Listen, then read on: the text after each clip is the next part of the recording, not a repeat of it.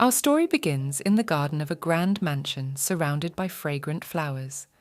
The sunlight reflects off the flowing, clear water in the fountains and illuminates the dazzling white chambers of the noble family. In this garden, the young man, awkwardly clutching and rubbing his hands together below, stood humbly before the beautiful maiden Lila.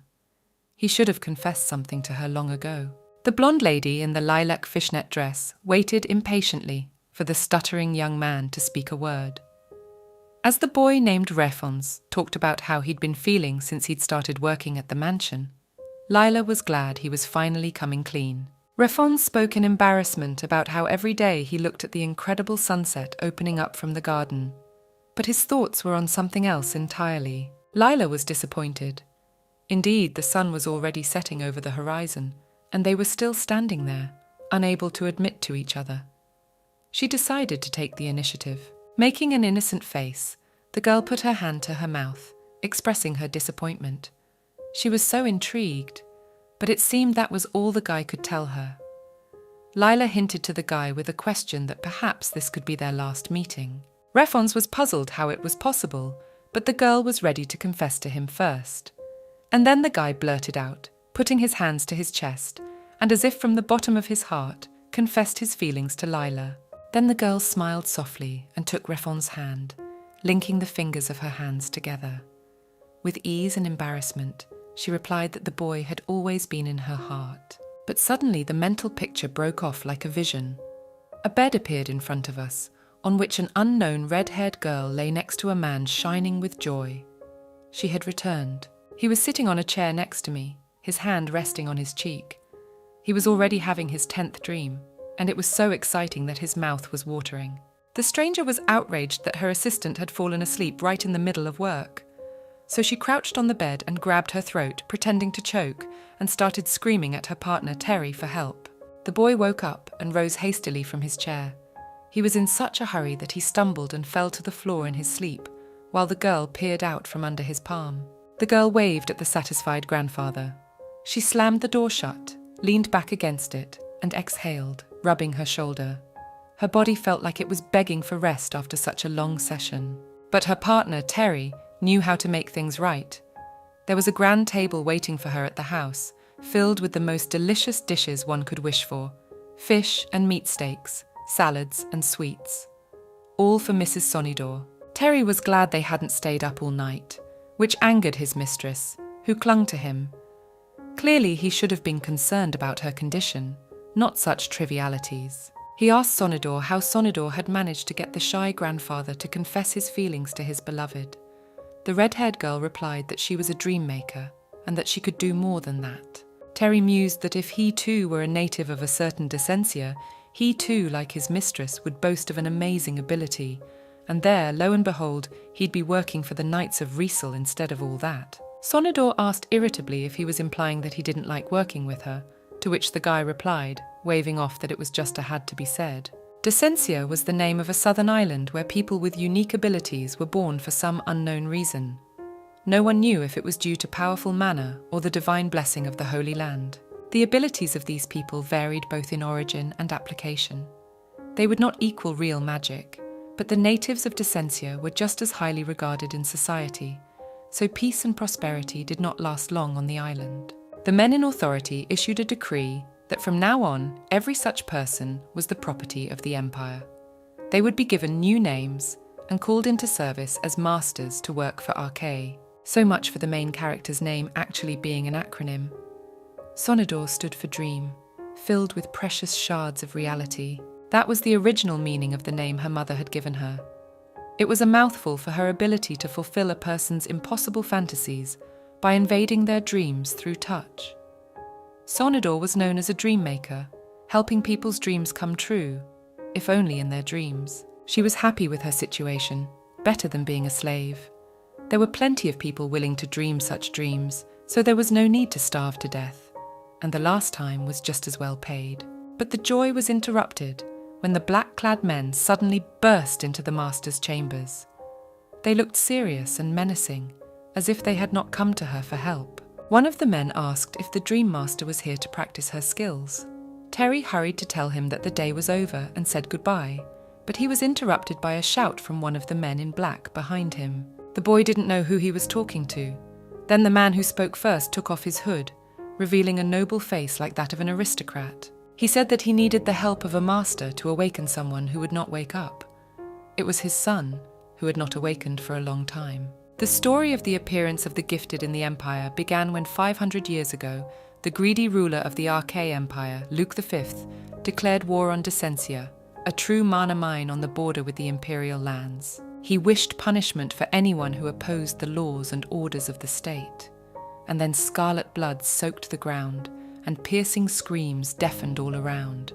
From everywhere the gifted begged for mercy as they watched their loved ones being lost. But the strongest sorceress of Descentia, watching her house being turned into ruins, frantically shouted a curse to all the attackers, that they were beasts born without the blessing of heaven, and earth would disown them, as would heaven, at the end of their journey. Luke V did not listen to her words, taking them for delusions before his death, but after the empire was in chaos. All the descendants of the imperial line were born weak after all the bloody events, and on the day of their majority, they fell into a dreamless sleep. This dream continued until his death. In the end, the imperial family lost all its heirs and was cut off. The Duke of Pylon came to the throne and managed to win the favour of the people during the troubled times. He changed his name to Archaea and became a full ruler. It appeared that the emperor himself was standing in front of Sonidor and Terry. The girl pinched her cheek to see if she was still awake, but everything was happening. Then His Majesty suggested that they leave the formalities behind and get right down to business. Terry whispered to his mistress that his adored knights Riesel were also in front of them. He couldn't contain his joy, but Sonidor didn't care at all. They were in big trouble, so they should have talked things over tea first. She sent her partner to fetch the drink. Over tea, the emperor asked if the girl could awaken his child from his eternal sleep. The court physician said that his condition was like a coma, but in fact, it was a deep sleep. Naturally, the emperor was talking about the heir himself. Sonidor said that, unfortunately, she couldn't help, as direct contact with a person was necessary to use her power. But she, an ordinary craftswoman, could not touch His Highness so easily, considering it an insult to a noble and great family. That was a problem, but there was no choice either. The emperor sighed and said that Sonidor was their last hope, therefore he would accept anything in this situation. He promised to pay any money for her success. However, if she suddenly refused, he could not guarantee her safety and integrity, for she now knew the secret of the emperor himself. Well, she could indeed refuse, but only at the cost of her own life. So she had a choice to make. The girl realized that her situation was quite deplorable and hopeless. It seemed that the 500-year-old curse was still working. The Duke's son had been weak in body and mind since birth, and on the day of his majority, he fell asleep. His Majesty added that he had heard rumours of a craftswoman curing the insomnia of a count's wife. Sonidor realized he was talking about Lady Vishtia, and grinned proudly, remembering her brilliant work. The emperor realized that if the master could cure insomnia, she would surely be able to cope with the opposite case without difficulty. But Sonidor could not understand the comparison between the illness and the ancient curse. The girl wondered how a mere Descensian could help if His Highness had indeed been struck by the same curse. But the emperor was sure that her origin gave her a number of advantages. His Majesty waited for Sonidor's verdict. Terry pestered and with fire in his eyes begged his mistress to agree. But the girl was in a state of floundering. If she refused, she would lose her head, and if she agreed, she would lose her sleep. But in the second case, she would at least prolong her existence. To fill the silence, the emperor began to promise the girl a title at court, which was very honourable for a master. He was obviously desperate to offer such regalia to a master from the island. Terry was right, and that gave the girl an idea. Sonidor gave up her title and conditioned herself to agree to help if the emperor promised to grant freedom and safety to all the islanders. She couldn't ask for the same rights as the natives of the empire, but that didn't matter. In the state of Archaea, masters were not even considered as cattle. They had to endure mockery and insults only because of their foreign origin. In the worst case, they could even be killed without bearing any punishment or judgment on their shoulders. Therefore, the girl demanded that the masters should be able to leave the empire freely and at will. She could earn money herself, and this was a once-in-a-lifetime opportunity. The demand was impertinent, and Sonidor had already prepared herself for the death sentence. But the emperor unexpectedly gave his consent. If the girl would really deliver the only heir of the empire from the curse, such a reward would be commensurate. For Sonidor's success, he promised to shower her with money and grant the masters the independence they desired. She was to keep the curse from taking root in the empire again. The very mountain of money in the emperor's understanding was equivalent to 10 billion bucks. The girl was flattered by such generosity that she fell into the arms of her partner in delirium. His Majesty added that Terry would also be able to take lessons from one of the knights, after which the lad himself had already fallen into the arms of the lady. But the girl had one more request for the emperor. In order to wake up the crown prince, she needed to know a lot about his surroundings or childhood, and since the duke was his father, he could share the information. But he had nothing to tell. All he could give was a pathetic document with information about the prince, which after reading it, he ordered to be burned immediately. The bare facts were completely useless. Sonidor needed to know more about his preferences and various little things in life. For example, his favorite weather and time of day would help create the right atmosphere in his dreams. But the emperor didn't seem to know any of this, calling the girl's wishes nonsense. It was amazing to the master how the birth father could not know such things about his child. In these matters, the heir's nurse might be of assistance. The girl had already lit up with excitement, hoping for her salvation and an easy job. But the duke finished with the story of the execution of this lovely aunt, who was the consort of the Marquis of Ambrose. She was not in the habit of keeping her mouth shut, which was dangerous to the reputation and safety of the imperial family. With dying hope, Sonidor asked about the heir's friends. There had to be at least one. But after an awkward silence, the last drop of hope was destroyed.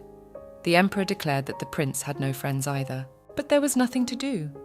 And after a while, the girl was painfully choosing her image, in which she would go to the palace. She could not decide on her hairstyle or her attire. Eventually, she came out to Terry in her usual form, asking if she looked good. The boy noted that her hair looked shabby, and it was embarrassing to go to the palace in a dress like that. The girl dismissed the fact that the meeting would be unofficial, and therefore there was no need to try. She admitted that she had originally wanted to wear a new dress and style her hair, but the usual clothes were more comfortable. And the fact that she ironed her clothes and combed her hair was enough. The boy sighed and gave his verdict. Something had to be done about that mound of hair. He took charge of his mistress's image, and in a few minutes she was glowing in her new dress and with her hair spritzed with scented oils. Looking at herself in the mirror, Sonidor agreed that it was worth dressing up, for this day might be her last. She was only hungry for the last piece of chicken from Aunt McLean, and then she could die without regret. A knock on the door interrupted my reverie about food. The tall and formidable figure of a knight appeared on the doorstep and said it was time to leave. His Majesty had given them plenty of time to take care of all their business before they left, so they might be delayed. The girl was indignant, realizing that the man had been standing outside the door all this time and had heard everything. But in response, the knight only turned and went on his way, and the girl hurried after him. In town, Sonidor bought a bag of fish-shaped sweet rolls and ate them greedily on the way. She wondered if she should say goodbye to Joe now that she had the chance. Her companion's full name sounded like Giorgio. He was also from Descentia and was a childhood friend and family to Sonidor. But unlike the soft and calm red-haired girl, he had a hard and fiery temper, so he easily lost his temper at the sight of an arrogant resident of the empire boasting about his origins. Besides, there were rumours that the Descentians were gathering an army of like-minded people, a revolutionary movement for freedom, the leader of which was Joe himself. And if she contacted him right now, all plans would be ruined, so the girl postponed the idea. Instead, she decided to ask the knight if he had any food preferences. Nothing like a meal together, her mother had always told her. The knight immediately said no. Sonidor said it was a waste, because she had a lot of interesting places in mind. She wanted to fill her belly for the last time, and she remembered the pastry shop across the street from her apartment, where they served delicious cherry cakes. "I don't think you'll find one in the palace, but the palace pastry chefs are better than the imperial city pastry chefs. Then Sonodor asked about food that could not be tasted within the palace walls. She lured the knight into her aunt's shop to treat him to that delicious chicken. The man was amazed at how so much food could fit into such a small girl, since she had just recently devoured a whole bag of buns. A bottomless stomach, no other way to put it. The girl ordered the chicken in pink sauce, which had just recently appeared. The knight didn't object and took off his hood at that moment, which hid a stern but exactly model-like face. The ashy hair only emphasized the features of the man's face, and the scars, as society believed, adorned him. The girl looked the knight over and finally let out a question, whether imperial knights are not chosen by appearance, which offended her companion very much. He had to apologize. But just then, an appetizing dish was served, and Sonodor pounced on the food as if she hadn't eaten in days. While she was busy eating, she decided to ask the knight about the prince, but he didn't know much about him, saying that he obeyed his majesty personally. The girl lowered her head, realizing that there was nothing to catch her here either. Prince Marmel was the perfect heir to Ark. He was blessed with both a beautiful appearance and an outstanding mind, which was especially valuable to the empire. He had all the noble traits of his late mother and father, and if anyone finds out that the last hope of the state has fallen asleep, the turmoil of 500 years ago will resume, so the current state of the prince is carefully concealed. And the dream mistress has also been unofficially hired, so she couldn't just show up at the palace with Terry. Sonodor had an excellent idea on that score. She could have pretended to be a servant, eager to try on the maid's outfit, but the knight immediately brought her back down to earth. They didn't have much time, and training would take time. The only way to enter the palace undetected was through a secret passage through which the knight must guide the master with her partner. The trio was ready to depart. Adjusting his glove, the knight asked if they were ready to go, but Sonodor had one last place to visit. The girl turned around and headed off to finish one last thing. The company came to the cemetery. The knight could not understand why the girl needed to visit such a gloomy place just before leaving. But it was here that Sonodor's mother's grave was located, and it was necessary to say goodbye to her. Sonodor really wanted to ask her for advice, if only her mother were alive, for she knew so much more about their family gift. The knight realized that the girl was all alone in the world, since the only person she had come to say goodbye to was her late mother, one master of dreams for the whole empire. His Majesty was right in saying that everything now depended solely on her. She had not felt such pressure of responsibility on her shoulders for a long time. She looked at the tombstone with tears in her eyes and remained silent, pondering her last words. The knight wished Sonodor to brace herself and hold on, for in her hands was the fate of an entire empire, as well as the masters who would gain long-awaited freedom if she succeeded. He was right, and Sonodor understood that very well. She apologized to her mother for such a bold and dangerous decision, and then set off with her company. The beaten sandy road lay far away through the forest. It seemed as if the slender trees growing in rows would never end, but suddenly the carriage stopped, and the knight invited the girl and her partner to get out. The secret passage was somewhere around here, but there were only bushes around. No wonder the girl couldn't see anything, since the passage was enchanted.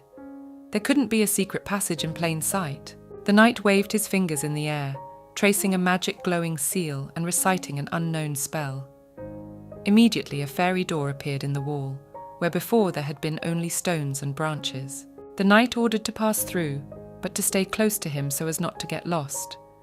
The dark tunnel seemed endless, and only the faint light from the lantern illuminated the way. Sonodor joked wryly that they were now crawling like ants through secret passages underground. The knight was outraged by such a ridiculous and dubious comparison, because the place they were in was still part of the palace, so he asked her not to use that kind of language anymore. He's a bore, she thought. Finally, the travellers arrived at another unknown door. The knight pointed there and told the dream mistress to go through, but only alone. The plan was clear, but Sonodor didn't want to go into the dark corridor. But there was nothing to do. It was necessary to go downstairs, where there would be a room where the knight would bring his highness for treatment. The door slammed shut behind the girl, who in a panic began to knock desperately and demand the promised dinner.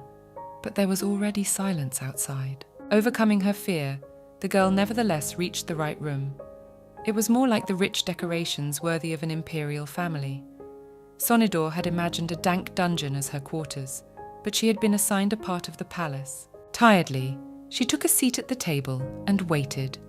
She pondered if Terry would be able to pull off her part of the plan.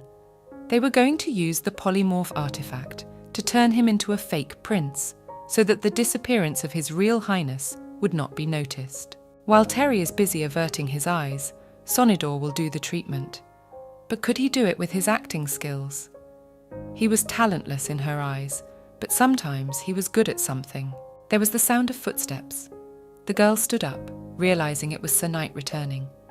She expected to see her dinner, but instead the man brought in a beautiful young man with white hair, sleeping peacefully in his arms. The knight carried the young man in his arms, just like a princess. Sonidor grinned and was embarrassed by this picture, but did not answer the unsuspecting knight's questions. She sat down on the bed beside his highness and looked at him closely. He was fabulously handsome, as if he had stepped out of the pages of a fantasy novel. White hair and eyelashes, equally fair skin, and a sturdy build. But Sonidor was concerned with another unresolved issue. She still hadn't been fed dinner, so she hurriedly asked the knight about it.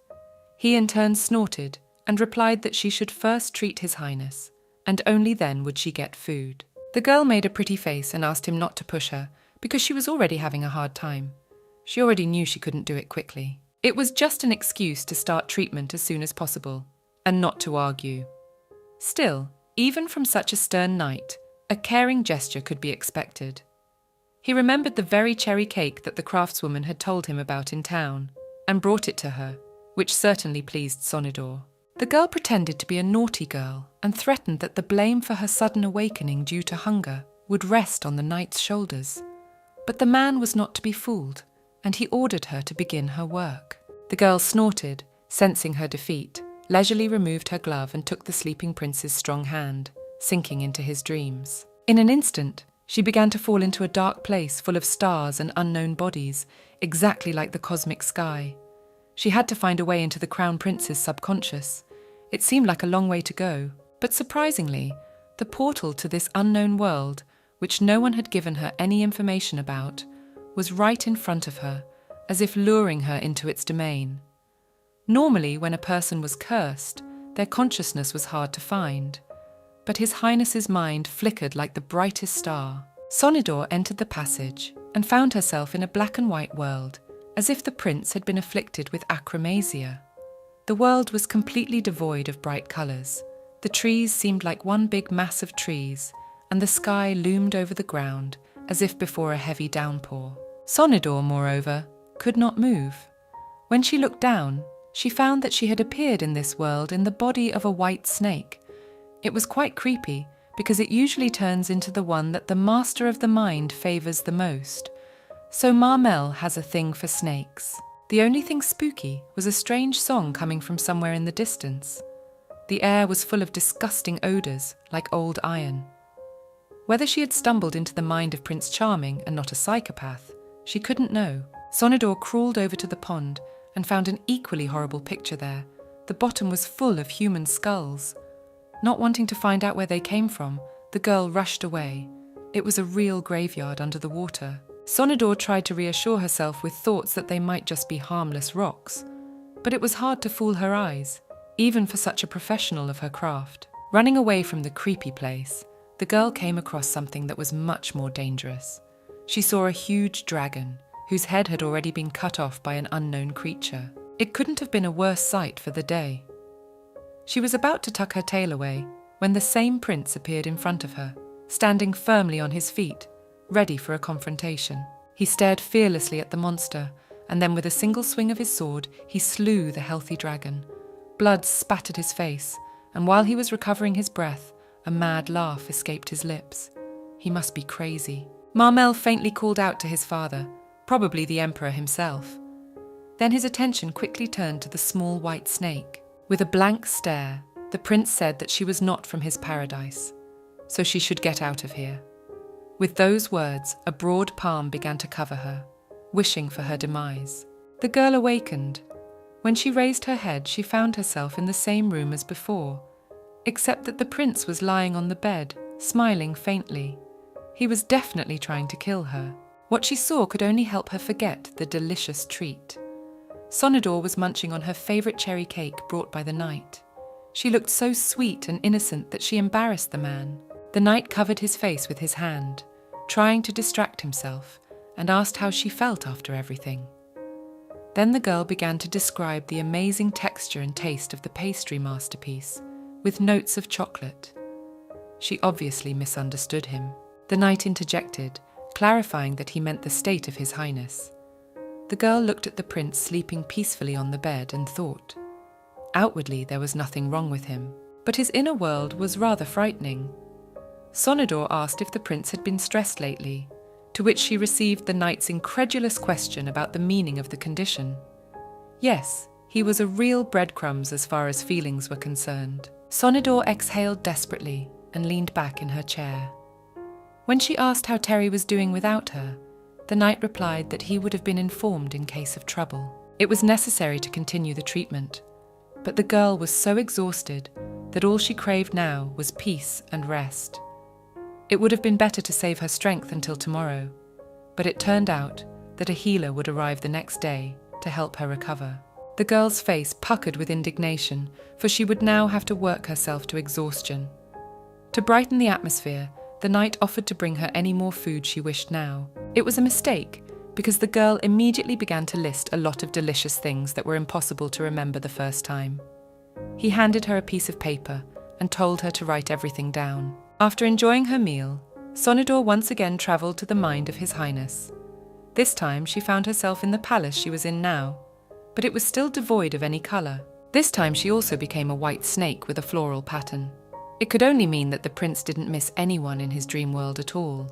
Crawling through the long, empty and silent corridors, Sonador realised that at this rate, she might get used to this way of travelling. Finally, she arrived at a massive door. It was unlocked, and the girl had no difficulty in entering the spacious room, where Marmel's slender figure stood at the wide windows, gazing thoughtfully outward. His gaze fell again on the unfamiliar creature. He recognized her as the same flowered snake that had shamelessly invaded his paradise. He didn't remember creating her in his world. Sonador didn't understand what paradise he was talking about, so the prince didn't realize that what was happening was just a dream. Maybe he wasn't cursed at all. The prince stood opposite the guest and looked down at her. He said he didn't mind her company and held out his hand to her. The snake immediately wrapped itself around his wrist and rose with his hand to face him, which now bore a soft smile. The prince thought she might be able to answer the question he had long wanted to ask. At that moment, a maid entered the room with a tray full of fruit in her hands, but her body was missing its head, just like the dragon's. The prince took the apple and brought it up to his face, asking the snake if he should eat it or not. Sonador had an epiphany in an instant. This is the real source, in other words, a person or object that could give her some new information in her dream. Usually, they are hidden in the most secret corners of consciousness or dreams, and can act as clues, like pointers leading to the deepest depths of the inner world of the sleeper. The prince looked at his new girlfriend with a smile and waited for an answer. Why he wanted to get an answer to his question from her, Sonador didn't know. And snakes can't talk, so it didn't make sense. And yet the craftswoman dared to answer. She asked if His Highness knew what would happen if he bit into an apple, and this action caused her only astonishment. She could really answer. Naturally, the prince heard her. His eyes stared at the snake in mute puzzlement. He had not expected a creature incapable of such a thing to answer him. The prince laughed, covering his face with his hand.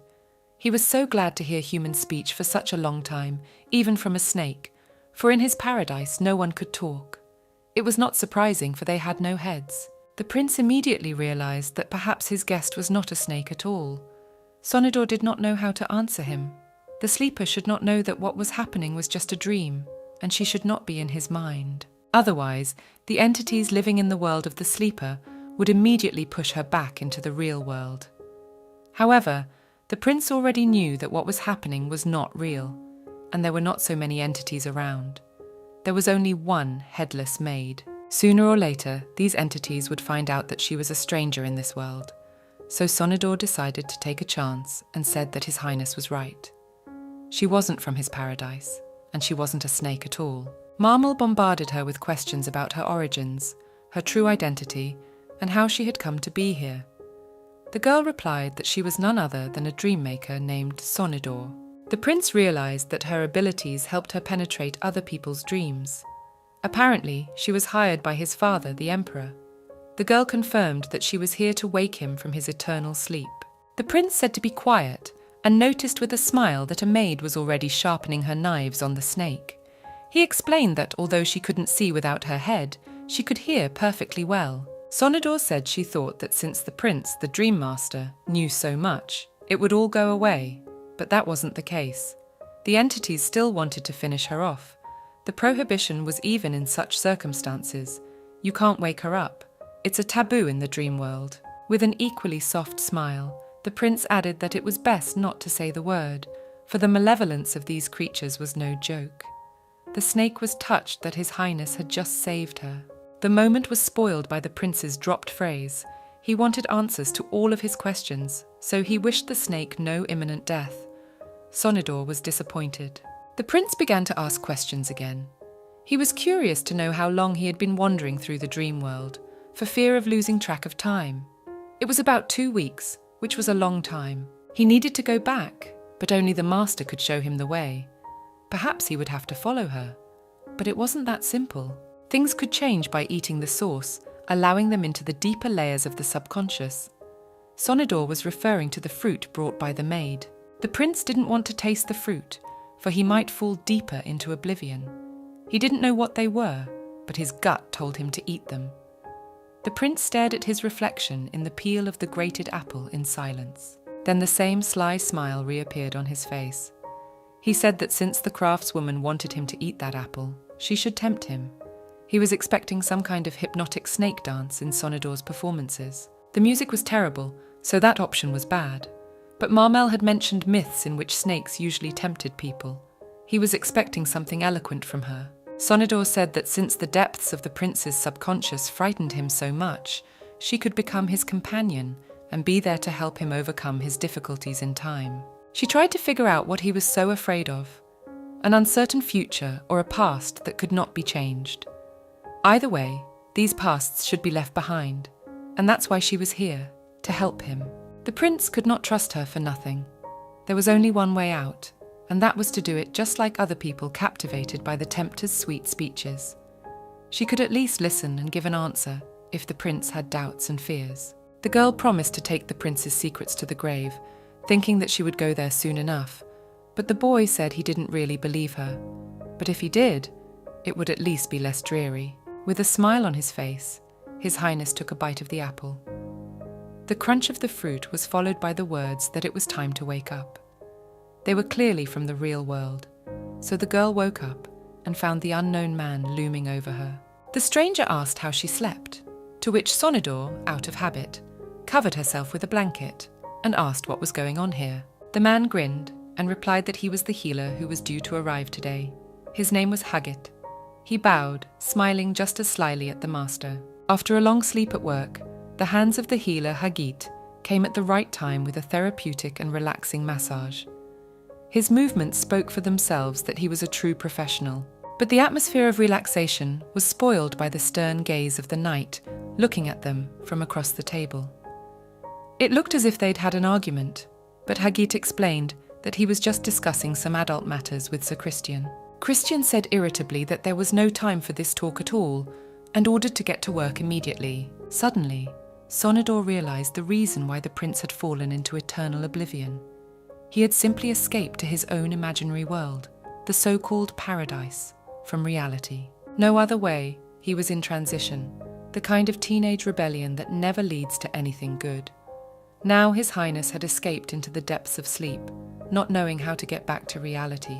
Since Sonador had already figured out the cause, she could now go to him again to get him out. Christian thought so, but the girl was exhausted both mentally and physically from being underground for so long. She wanted to enjoy the fresh air, at least a little. But in the knight's understanding, there was no point in wasting time, because the master had already slept for half a day, resting from her work. Well, this guy sometimes seems more formidable than the Emperor himself. The girl decided to distract herself and ask how her partner Terry was doing. It turned out that he was doing well, but he was going crazy from the constant rest in bed, pretending to be asleep. It seemed that he would be happy to be in his mistress's place right now, but she could only envy him. It was time to dive back into the prince's subconscious. The knight wished good luck, and the girl thanked him, allowing him to finish her ginger cookies. Yes, try not to grumble so much, or else the gingerbread men would run away from such a formidable warrior. But Christian was not in the mood for jokes. Sonidor realized she should put these things aside and get to it. She touched the prince's hand again, just as she had before, but this time she couldn't feel his consciousness. It seemed as if it had evaporated. Then Sonidor asked permission to increase the contact zone with His Majesty. The request sounded very doubtful. The girl wanted to try to hug the prince, but got a judgmental look from the knight. She immediately clarified that she didn't think of anything bad or obscene. But Christian wasn't sure he had the right to authorize her to do such a thing. The girl exhaled and said that she was acting as a doctor now, and it was in her interest to do everything she could to help His Highness wake up. This time the case was serious, so the most powerful techniques would have to be used. Christian had no choice but to allow her this ridiculousness. Sonidor climbed onto the bed with the boy and glimpsed him. It was the first time she'd ever been able to see him so closely. She was mesmerized by his graceful features and sturdy build. But she couldn't allow herself to think those thoughts anymore, because even with such a beautiful guy, she had to behave like a doctor. The knight hurried the girl, and she pressed herself against the prince, sinking again into the depths of subconsciousness. This time everything worked, and through the bright star tunnel, she found herself in a familiar black and white world. Sonidor considered the gazebo in the middle of the garden, which neither smelled of floral fragrance nor gave off bright colours. There was no progress in this gloomy place, and she felt very strange. She was not in the form of a snake this time. Sonidor said aloud that the apple seemed to have no effect, but she was startled by a voice from below, denying her words and saying that this was no longer the same paradise as before. With fear, she plumped into the snow-white palms of her hands. Marmel looked at her fondly, noting that she was now in the form of a bird unable to fly. Marmel lightly touched the bird with his finger and asked why she always appeared before him in a new guise. She told him that it was not up to her, for everything suited His Majesty's preferences. The sight of her was so sweet and innocent that the prince expressed his desire to bite her, but the girl only mumbled irritably, realizing that she was not being listened to. She wondered how His Highness would recognize her, since she was always changing her appearance. The answer was simple. She had a head, unlike other creatures. She had always told him that she would be there for him, and that explained everything. The prince stood still for a moment and noticed that he felt much warmer after the appearance of the craftswoman, an unknown feeling of softness. With these words, Marmel moved his hands in the air as if trying to feel something. It was probably how he felt Sonidor's embrace in reality. The girl was embarrassed and took her small eyes aside, fluffing her feathers. The prince grew more and more amused and asked again if he could bite her. The girl resented and rejected the foolish request. It was important to her now to see if Marmel would recognize the place in which they had appeared. The prince replied that it was a palace of freesias. It was strange, however, to see a garden where the flowers were entirely absent. Marmel explained that the garden had been used by his late mother and was now idle and empty. Sonidor invited him to imagine the old garden, with all its scents, colours and vibrancy. After a little silence, the prince said he couldn't do that. Perhaps it was due to the fact that he was no longer in his paradise, but that wasn't the point at all. He just didn't remember everything from that period of his life very well. His mind was in complete chaos. In paradise he could control everything, but here he could hardly control the terrain. Everything seemed so soulless, so still. Then Sonidor realized that this time they were in a deeper layer of Marmel's subconscious, which was why her palm was not enough for contact, for the barrier had become stronger and more solid.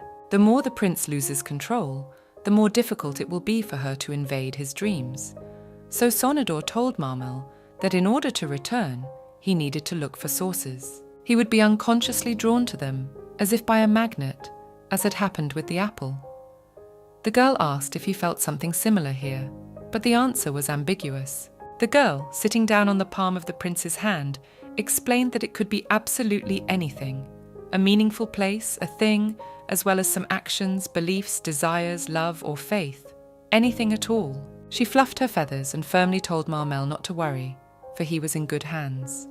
Almost everything she listed was connected to secret desires from the past, so nothing in the dream was accidental. Sonador put a wing on the prince's finger and promised to help him.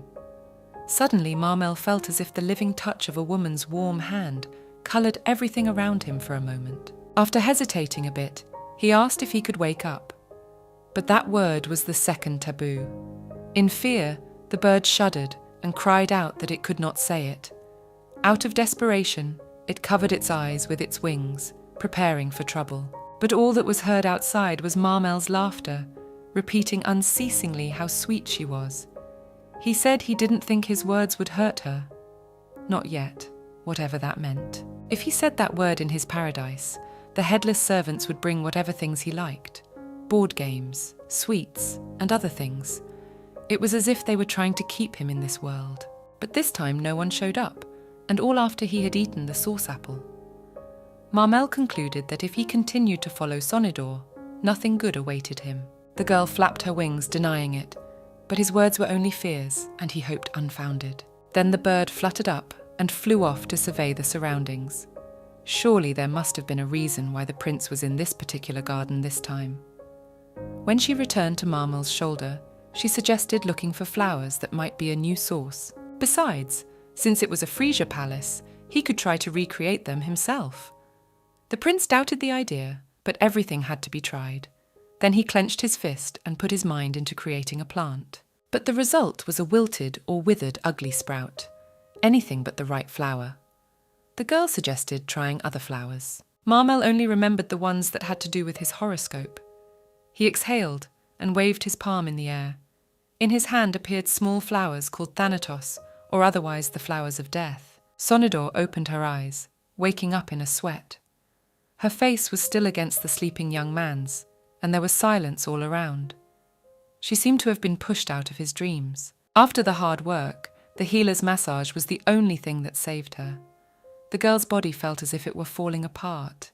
She was already having a hard time, and now she wanted to leave everything and run away into the night. After the procedure, the craftswoman could barely stand up, contemplating everything that had happened. She realized that she still hadn't introduced herself to Hagit in return. Apologizing, Sonador said her name, looking at the man in a friendly manner. The healer shook his head cordially, realizing that her name sounded like good night in the imperial language. What an interesting coincidence with her ability, a name that spoke volumes. He shook her hand happily. Sonador thanked Hagit for his help, for when she first woke up, it was as if her body had not listened to her, but now she felt much better. The healer only rubbed his head with his hand and acknowledged that his hands were golden. Master noticed how informally the doctor was talking to her. He probably didn't know how old she was, to which Hagit said his rough guess, 23 or so. The girl froze, not realizing whether the man was telepathic or not, but the mute question was also satisfied. It was already written all over Sonador's face. He sent her a kiss and said she could call him brother now. Now the man was annoying her more than ever. Like an energy vampire, he was sucking the strength out of her, which he'd barely gotten back after her hard work. The situation worsened when Sonador heard the healer whispering her own name in her ear. The girl squealed, calling for the knight's help. The man just happened to be next to her behind the wall. She had complained to him about the healer's strange behaviour, and though he denied it, pretending it was because he was working and trying to be friends, the girl claimed he was lying. The strange nicknames made her shudder too. Christian tolerated their verbal altercation for a long time, until he was tired of waiting for it to end. He ordered them both to shut up, and pointed out to Hagit how important the girl was to the Empire, which was why he should have treated her more respectfully, and not pestered her. All the cards were in the knight's favour, until the healer thought of a new way to stir up a fuss. He said that Christian was the perfect brother for the role of brother. A stern character and a physique like any girl's dream.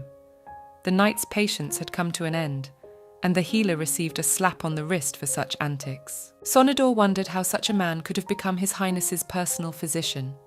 Surely the emperor wouldn't tolerate such antics, but he would rely on skill. But Christian explained that he had never behaved that way at court, though it was hard to believe in his current situation. Perhaps Hagit was just as desperate as the girl and was trying to take everything in life. There were guests in the chambers. Sonador turned around and saw her favourite partner, Terry, accompanied by another warrior. The girl ran up to him and jumped into his arms. The boy spun her around in his arms and lowered her to the ground. But suddenly, Terry's face changed. He admitted that he had screwed up his assignment, which was putting it mildly. He had been given a chance to make things right, but the situation was beyond disgusting. Good thing the guy was still alive. The knight walked away, leaving the questions unanswered, and the matron began to interrogate her hapless partner about his blunder. What could be so complicated about a plan where all he had to do was lie flat in bed? The girl didn't understand. The guy admitted that his acting skills weren't that good, but he could lie there as if in a dream. The problem was something else entirely. At some point, a servant came to his chambers and, bowing humbly, announced that Lady Anderson had come to see him. Terry had not been expecting visitors, and this unexpected news made him break out of character. The Crown Prince was rather quiet, like a smouldering ash. The subjects were all praising the young man, predicting many years of rule, but most of the officials were not so welcoming. One of them thought that His Highness was pursuing a strategy of concession in the name of compromise. The man in the suit raised his glass of wine, musing about how the prince gave in easily and was the first to extend a hand of reconciliation with a smile. To some, it may seem a duplicitous act, perhaps a gesture of weak character, and to others a jewel without luster.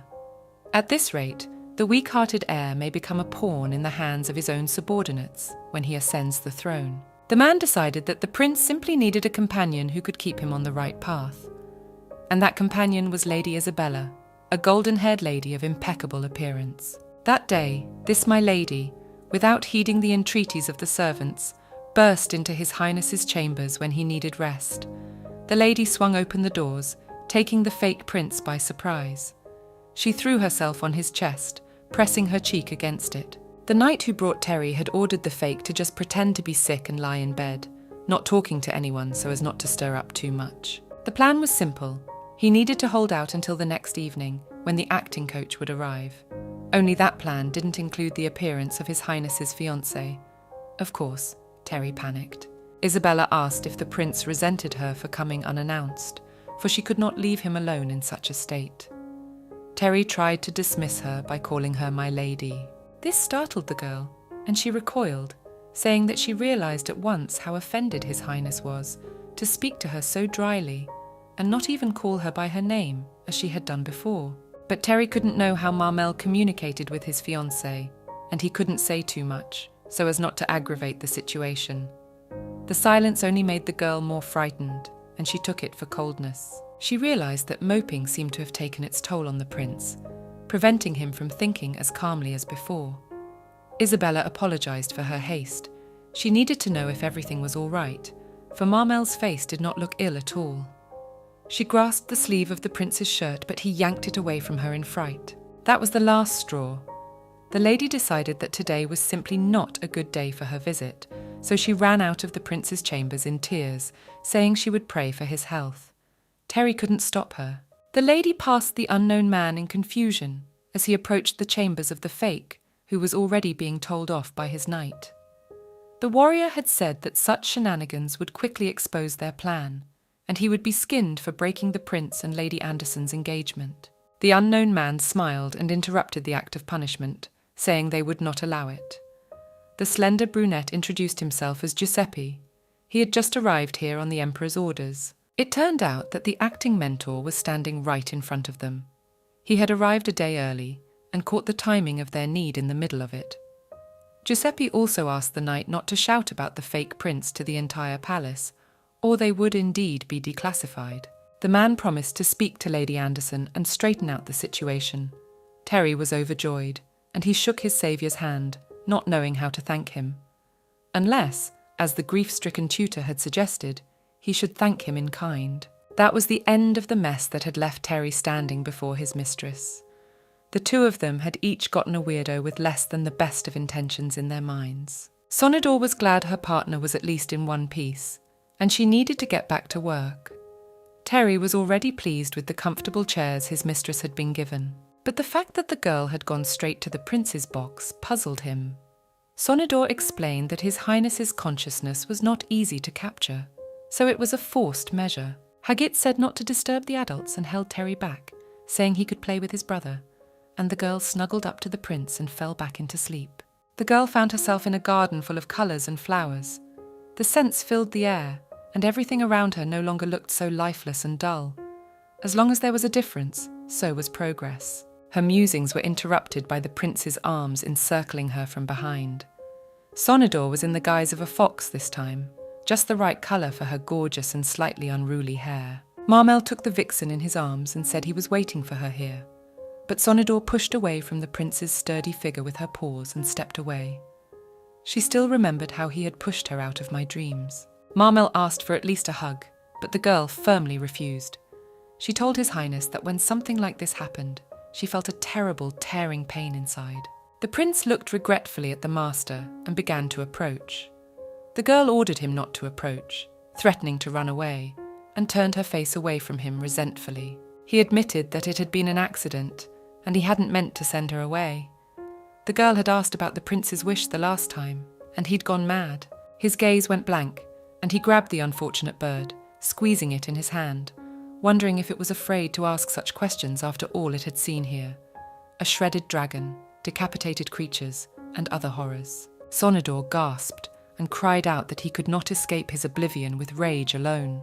The flames of anger are bright, but they go out quickly, leaving only destruction and emptiness. But even these ashes can serve as soil for sprouts, dormant as buds.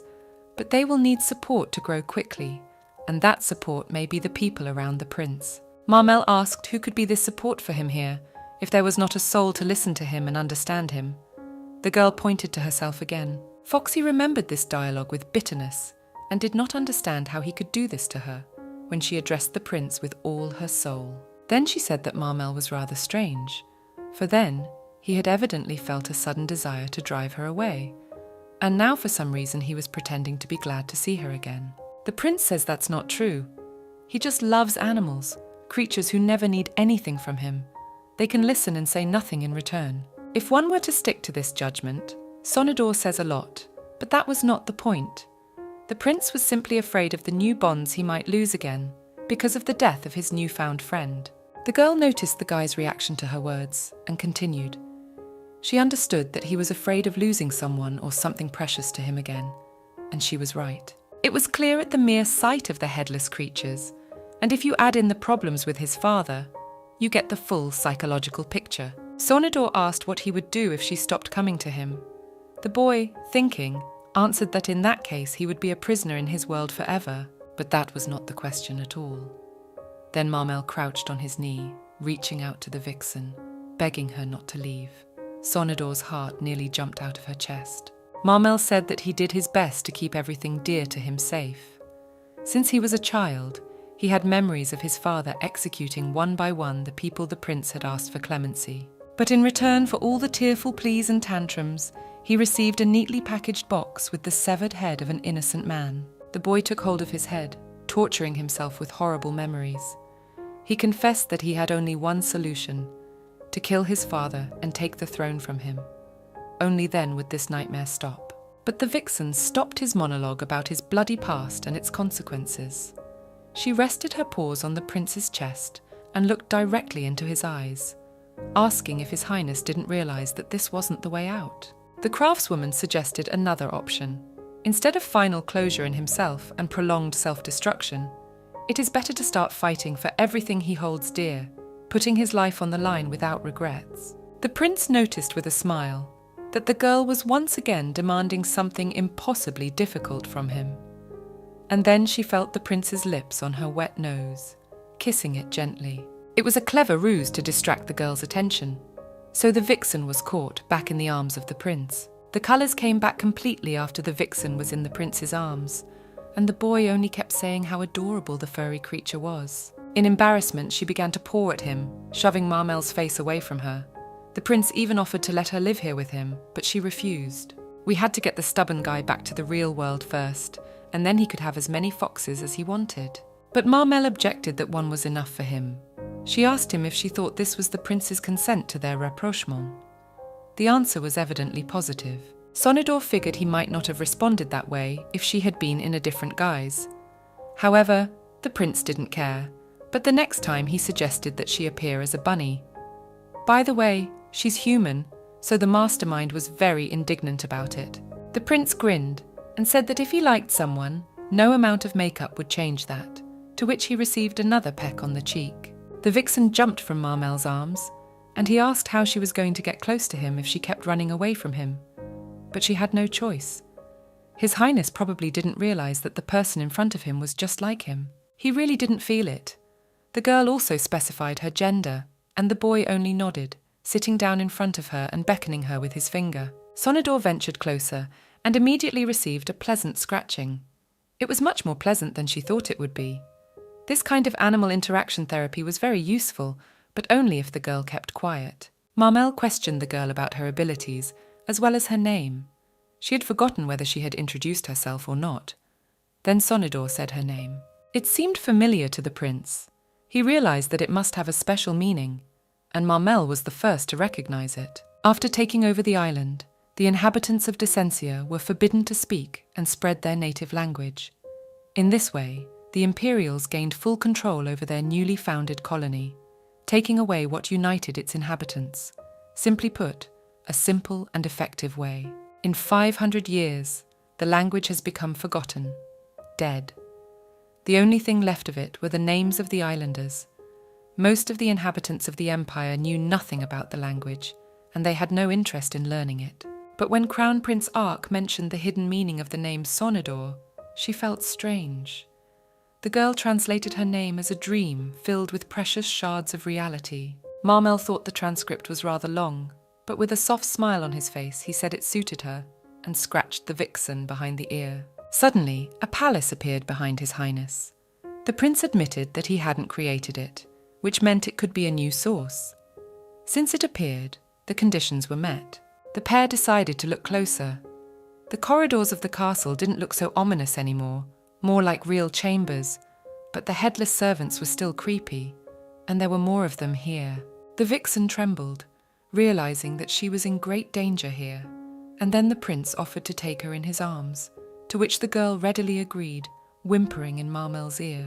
The prince moved deeper into the palace, and Sonador caught sight of two familiar figures near the central staircase. When she looked more closely, she found that it was the young prince and the young emperor. The prince asked if that was the effect of the source, but the girl only shrugged and said that it probably was, but it seemed to embody bits of the prince's memories here. Apparently that's why she and the emperor have heads. What the prince saw was only a replay of a picture from the past. The master asked him to remember when it had happened, but Marmel did not know what to answer. His memories were very fragmentary and hazy, and if he tried to concentrate, everything began to swim in his head. Then the prince and the vixen made the decision to just watch. The emperor told the young prince that he remembered his son's words of trust, but the prince kept silent. Then the emperor went on to say that if it was true, then Marmel should prove it. Sonador didn't realize what was about to happen and was terrified, expecting anything but the next thing. The little prince suddenly fell down the stairs, trusting in the fall to his father, who should have caught him, but the emperor's response was only to step aside and let the prince collapse to the floor. This was the emperor's response to his son's trust. He thought his naivety was foolishness, so he decided to teach such a cruel life lesson. Moaning in pain, the young prince raised himself to all fours. His head ached from the impact of the fall, and scarlet blood dripped from the back of his head. The emperor told his son to remember this pain and not to show his weakness in front of anyone. That was the price of trust. Memories began to resurface in His Highness's mind after watching this scene from his distant childhood. It was as if the world was falling apart and losing its colours again. Vixen tried to shout to Marmel, but all she got in response was the same cold stare, and then she was pushed out of his dreams again. The girl woke up in sweat in the same position as she was sinking into the prince's mind. It was so unfair. Only His Highness began to open up to her, and the colours returned to his world, as something went wrong again. Her sadness was interrupted by the voice of the Emperor himself, who came to check on the progress of the treatment and caught the whole picture. He demanded an explanation from the craftswoman. Now she would have to explain again that it was part of the treatment process. Sonador lowered her eyes bashfully to the floor and tried to justify herself, saying that it was not at all what the Emperor had in mind. He replied that he was mindful of his permission to use any method he wanted, but a tight embrace in bed was too much. There was no other way, and contrary to the belief that a craftswoman needed only the palm of her hand to work, she said His Highness's consciousness was deeper than she could have imagined. The Emperor only said that Marmel was weak, not realizing that the whole problem lay in his father's disgusting upbringing. Stubbing out his cigar, His Majesty said that he let the master relax, and therefore decided to give her a deadline for her work. Sonador, trying to keep a smile on her face, said it had only been a few days, but the Emperor wouldn't even listen to her. He gave her 2 weeks to finish her work. It was extremely short, but His Majesty felt that with such close contact, it was enough time. If it failed, Sonador would be executed. The girl recoiled in fear from the Emperor.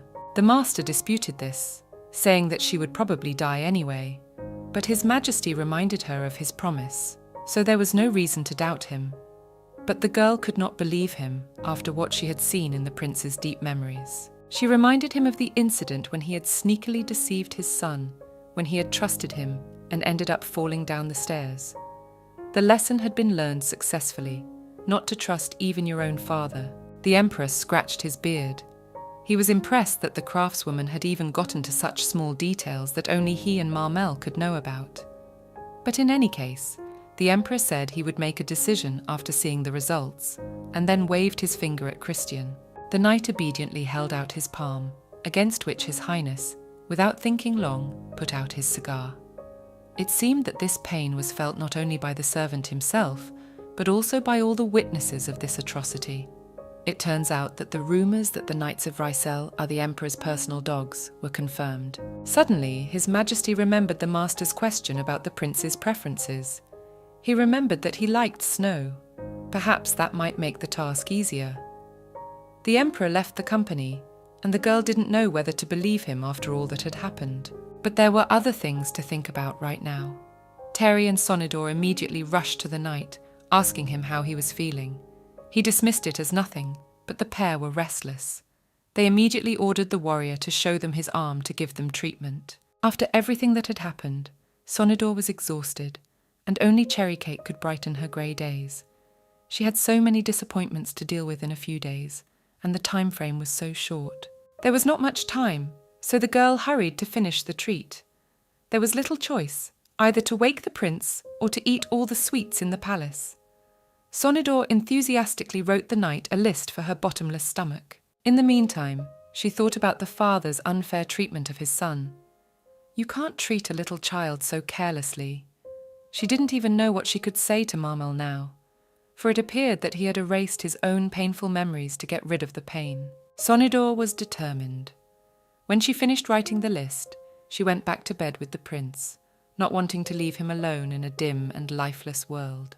Only Sonador covered her eyes as she realized she couldn't feel Marmel's consciousness again. Probably because of the traumatic events that had surfaced, his mind had gone even deeper. She would have to act again. The girl raised herself from the bed and asked the trio accompanying her to allow her to unbutton His Highness's shirt. Terry dropped his chair in surprise, and the others were silent in amazement. The girl explained everything, calming the men down, and got down to business. She was in a hurry, so it was a mess again.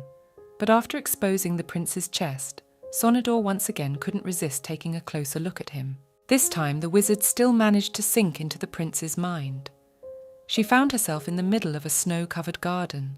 The branches of the trees and the ground were white and crisp under her paws. This time the girl was in the form of a white and fluffy dog. She realized it by giving her voice. The only thing left to do was to find the prince, who should be nearby. Sonador spotted Marmel among the snow-covered bushes, their green leaves still warm from the cold. She barked at him and knocked him down, licking his face like a real dog.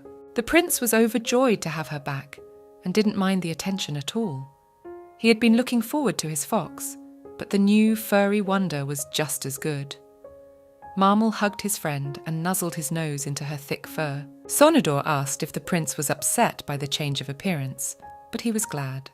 Her newfound warmth warmed him more than ever. After the guide had disappeared the last time, he had found himself outside the palace and had begun to freeze from the sudden snowfall on the occasion of the onset of winter.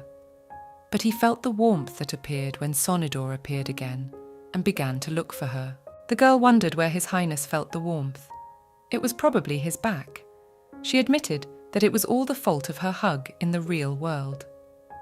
Turning her muzzle away, the craftswoman began to justify that it was just part of the treatment. But Marmel, kissing the fluffy ear of the little dog, said that there was no shame in it, for he was also hugging her now. The girl tried to explain that two people hugging in bed was nothing compared to what was happening now. But the prince did not listen to her, praising her nose and beady eyes.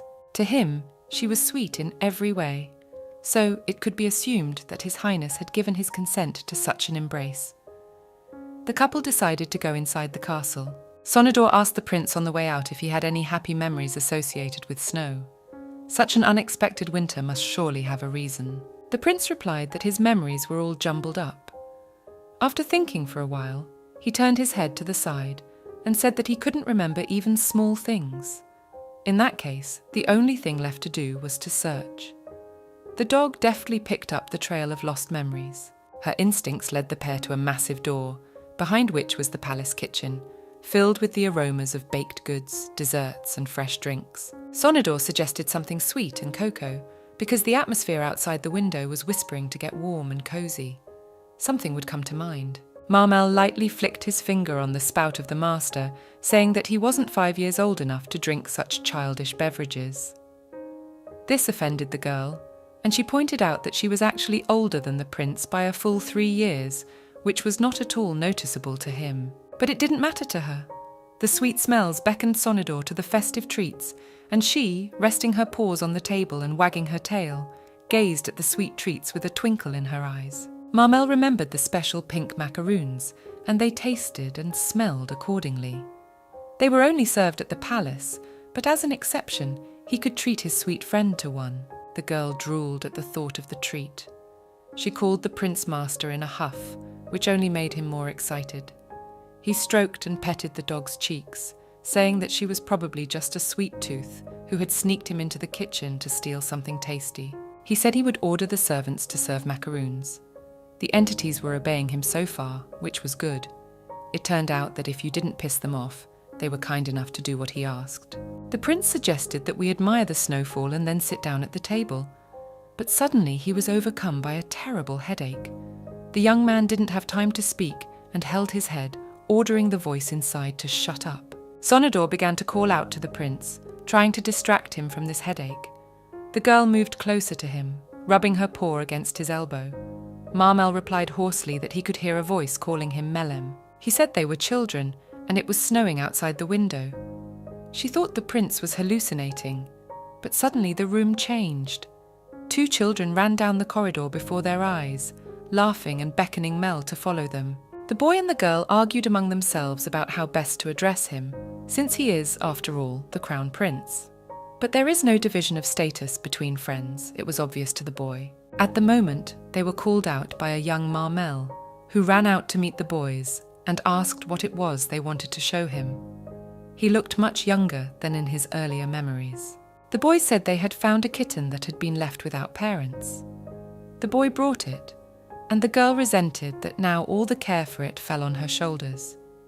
The boy, trying to prove his involvement, started pinching the girl's cheeks. The prince asked the boys not to quarrel and to tell where the kitten was.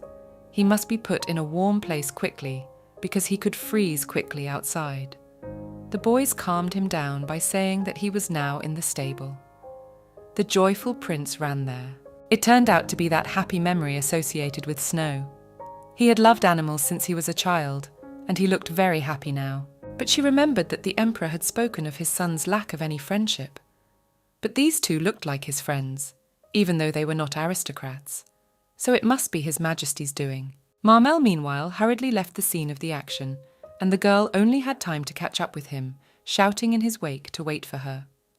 The only disadvantage of her appearance was her slowness, but Sonador flatly refused to travel in the arms of His Highness. The craftswoman irritably repeated that she was human, and the prince still couldn't realize it, thinking her to be a stuffed animal. The one said with a smile that he couldn't just imagine her in a different form, so much so he was used to her. The girl tried to describe herself, saying she looked like a fox with the colour of her permanently curly, unruly and long hair, and her eyes were green. Marmel asked her wryly if she was short. The craftswoman was offended and began to resent that she was not short at all, but that she was quite tall. With a smile, the prince asked if she was taller than he was, while creating a flower arrangement in his hands. Sonador wasn't enough for Terry, and now His Highness was making fun of her. Naturally, she was shorter than the prince, but her outrage was suddenly interrupted by the flower collar that suddenly appeared around her neck. The girl said with tears of despair that it was the truest blow to her pride. This funeral wreath was worse than an ordinary collar, but the prince was all right with it. Then Sonador asked why it was a wreath. The prince replied that his mother had taught him how to weave them long ago. There it was, another happy and romantic memory, but Marmel didn't think so. Another memory appeared before the couple. This time, the young prince was looking out the window with his late mother, delighting in the white first snow. It could have been a source, a treasured moment from life, but it was all wrong. The prince seemed to look happy here as well.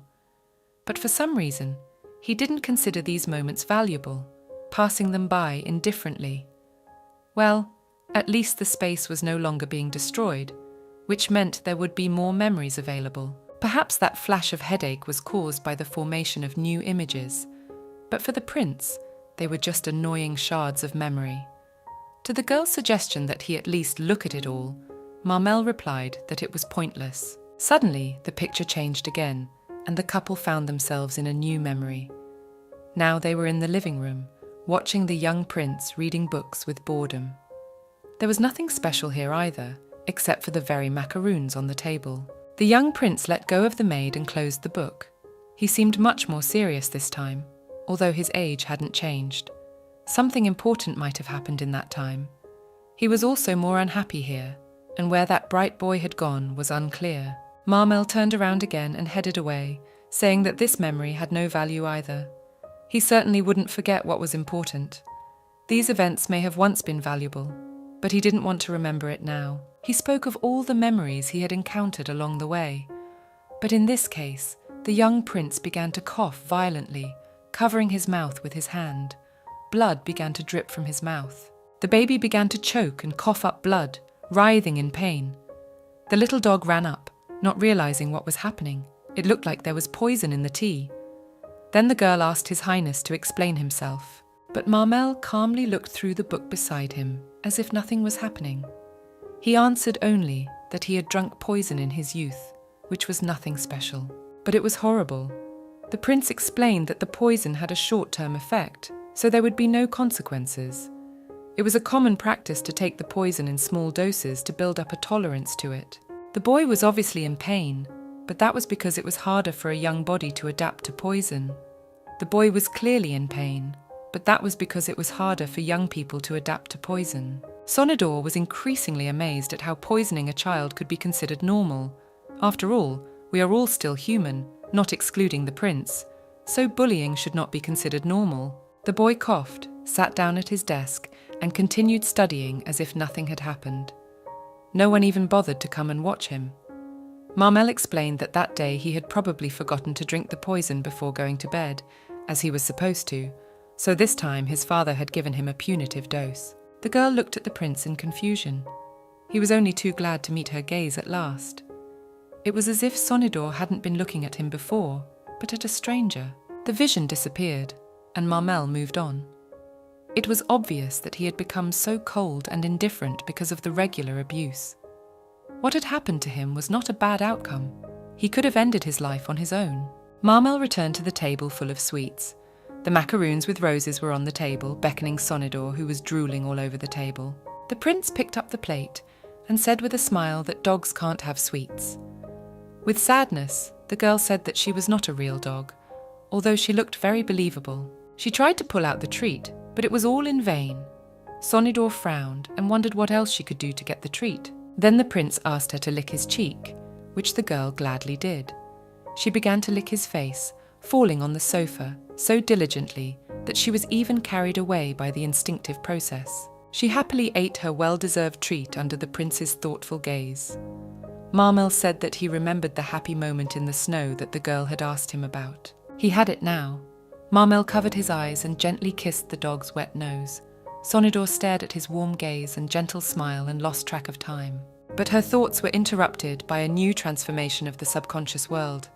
Everything began to change rapidly, so loudly and chaotically that the prince instinctively protected his girlfriend by covering himself. The windows lit up red, and everything around them became even more saturated with color.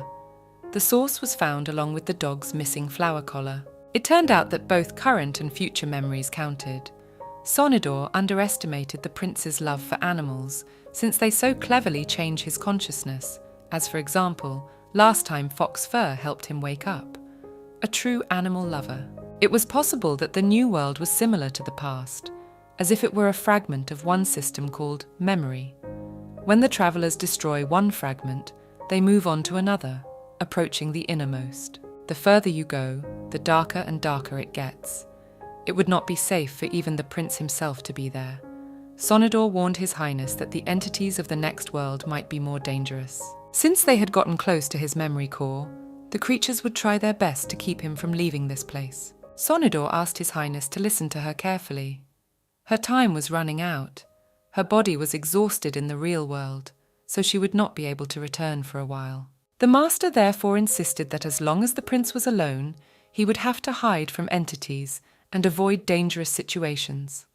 In response, a sword appeared in Marmel's hand. The guy didn't like the idea of hiding like a cowardly rat, but the entities were invulnerable, and they also excelled in numbers. He didn't like hiding like a cowardly rat, but the entities were invulnerable, and they were also outnumbered.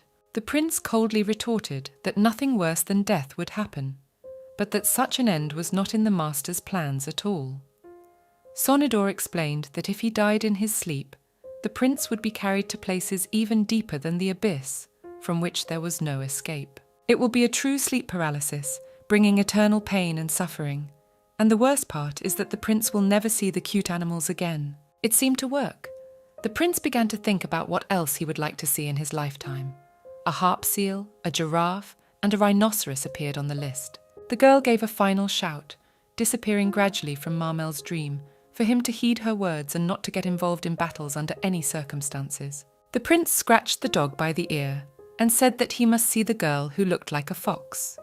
And then the craftswoman disappeared, leaving her next appearance a mystery to him. Sonidor awoke with a gasp and, barely crawling out of bed, began calling in a hoarse voice to Terry and Hagit. Her condition was extremely fatigued. The healer, helping the girl to regain consciousness, began to reprimand her for neglecting rest. He said that magic was not a cure-all, but that fatigue continued to accumulate in her body, and so rapidly that it wouldn't take long to drive her to the grave. The girl was only worried about one thing, whether the prince could do it alone. When she had recovered, she decided to go to him again. Hagit was against the idea, but it was useless to dissuade her. Sonidor sank back into the prince's memories. It was too early to rejoice, even with the intended progress. The 2-week deadline was slowly expiring. Now she had only 10 days at her disposal. She found herself back in the palace. Everything looked as natural and harmonious as before. The prince was definitely all right, if she could get a glimpse of his mind. From behind the door came the sound of quick footsteps that turned to running. It was unlikely that the prince would be running toward her so fast. Then it must be someone else. The doors swung open, and on the threshold appeared the figure of a menacing headless maid, running with a knife at the little beast in whose guise the master appeared. The situation was catastrophically dangerous. The girl ran, afraid to turn around, and searched for cover until she saw a gap in the wall where she could hide. There was no time to think about what she had become this time. She was lucky to be so nimble this time, but even though she was in the body of a rodent, she didn't realize that her backside would be much bigger than her head. The girl ended up stuck in the crevice, unable to get out on her own. This is the end, she thought, until an unknown hand pulled her out. Sonador squealed, not wanting to leave with nothing, and bit her abuser's finger painfully. But her rescuer was the prince, who said he was in pain. The girl slowly unclenched her jaws, and Marmel was glad he wasn't dead. It was the first time he had ever seen a meerkat so close. Sonador squealed at the sight of blood on her saviour's cheek. She begged for the blood to go away, covering her eyes with her paws. The prince wiped his face with his palm indifferently. He added that he had not disobeyed his guide, and as she had asked, he had hidden and killed no one until she came.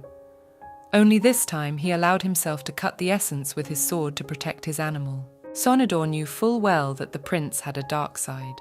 Even the first meeting with him had shown what he was capable of, and it was only confirmed by the fact that the girl had seen from his shoulder the mountain of dead creatures left behind. It was amazing to the mastermind that he had been so diligent in holding back for so long that even she had managed to forget about it.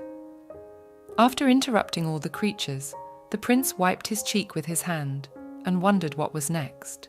The girl couldn't bear the sight of blood, and stammering, said to just go ahead, listening to her senses. The prince should be drawn to the source as well. The more hidden it was, the better, for it was where his most private and intimate thoughts were stored. By that logic, they should have acted erratically, just like in the dream they were both stuck in. Then Marmel swung his sword at the wall, scratching it and making a nasty sound, trying to draw the creatures to him. If he killed them all at once, he would save himself a lot of trouble. The girl shouted that it was reckless, for they might come here in droves. She had warned the prince that there could be countless creatures. But immediately the masteress regretted what she had said. Marmel looked at her with a cold stare, taking her hand in front of her. She began to make excuses, but she could not string two words together, stammering in fear of being killed. Marmel said that all his actions were deliberate and out of the question. He embarrassed her again with his serene, angelic face, which hid his cruelty. He was so sweet to see the helpless animal about to cry. He confessed that he would like to see her tears, confident in the cuteness of the picture. Marmel added that the girl also has nothing to worry about, and he will do as she asks him. The conclusion was self-evident. The prince would only be nice to animals. It was obvious, and it wasn't clear what she was hoping for. She was afraid to imagine what he would do to her when he found her in human form, in bed with him in his arms. She feared for her only life. The girl tearfully asked for the blood to be removed from her clothes, unable to stand the sight of it, to which the prince remarked how many complaints his assistant was receiving today. Marmel knew of only one secluded place where personal memories could be stored. Approaching the wide door, the prince swung the doors open. In front of the pair was the emperor's private office, where a painful memory was already being played back. The sight of his father would make the prince feel worse, so the girl doubted the idea. She didn't even notice the little prince standing right in front of her father. The boy was trying to find out from his father, who was already reprimanding him for his pointless visit to the study, where the brother and sister of the Horn family were. The emperor was indignant that he had come to ask him where the servants were. I think the little prince was talking about the two kids who called him to look at the kitten. The emperor must have done something to those children since they were missing, and he was answering his son's questions so pointedly. The mistress asked His Highness why they were here, to which the prince said it was necessary to go through a shortcut to an underground passage. He pulled on one of the books, and immediately a secret door opened in front of his face. The prince had broken the spell manually. It turns out he is also capable of controlling mana. Meanwhile, the emperor continued to reprimand his young son for disobedience and ordered one of the knights to escort him out of the study. The prince shouted that they were only innocent children. His father told him that it was not a crime to be a child, but ignorance could get you in trouble. It was filigree logic. That's why they were ignorant, because they were small. The little prince was desperate to protect what was dear to him. The door closed. Sonador could not understand only one thing: why the emperor was pushing his son so hard. Marmel moved along the stone corridor, lit by sparse fire torches, while the master continued to reason.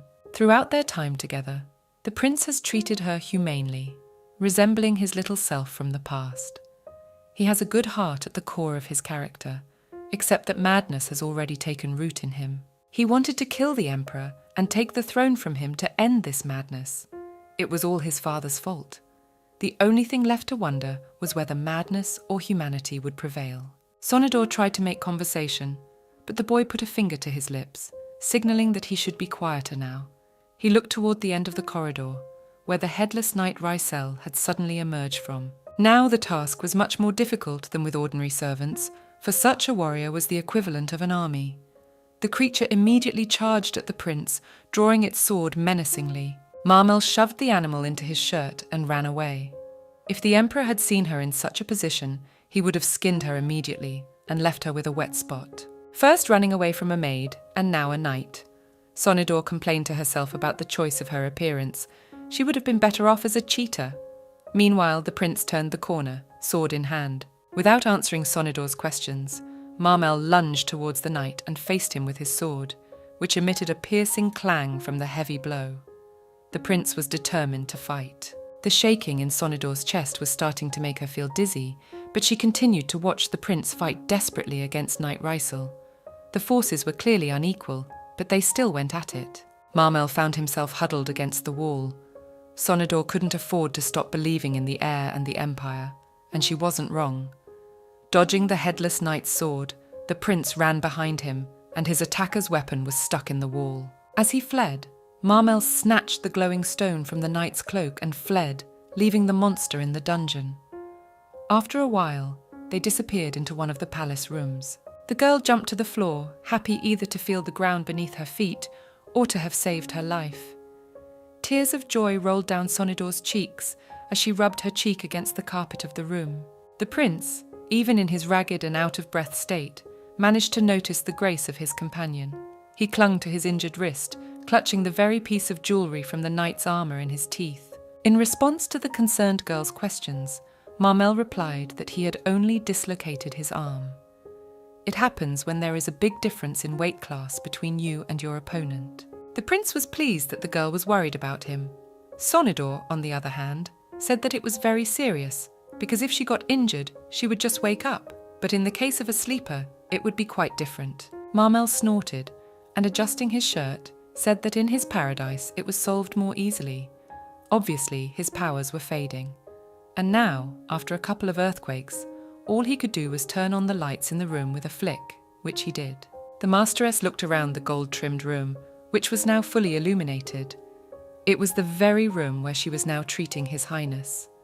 The prince grabbed the beast and placed it on his shoulder, and Sonador continued to speculate that the state of this place must be maintained by magic, since there was no change in it. That was the answer. So the brooch the prince had stolen from the knight was familiar to her. It was the same one on Christian's clothes, the artifact for the tunnel. The prince flopped down on the bed with Sonador out of exhaustion. The beast came out from under Marmel's palm and asked if it was because of this artifact that he had risked his life.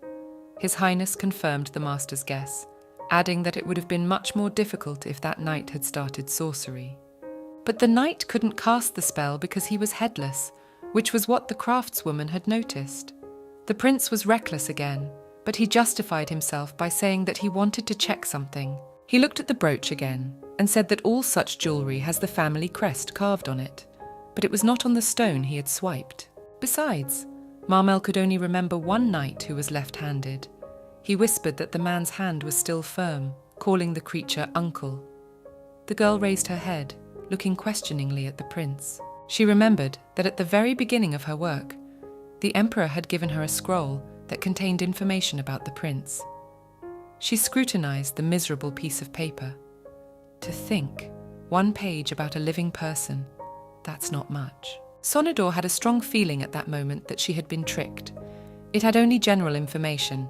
Heir to the empire, Prince Marmel Ricarian K. Arca, 19 years old, of legal age as of this year. At 1 year old, he learned to speak, and at 3 he managed to master writing.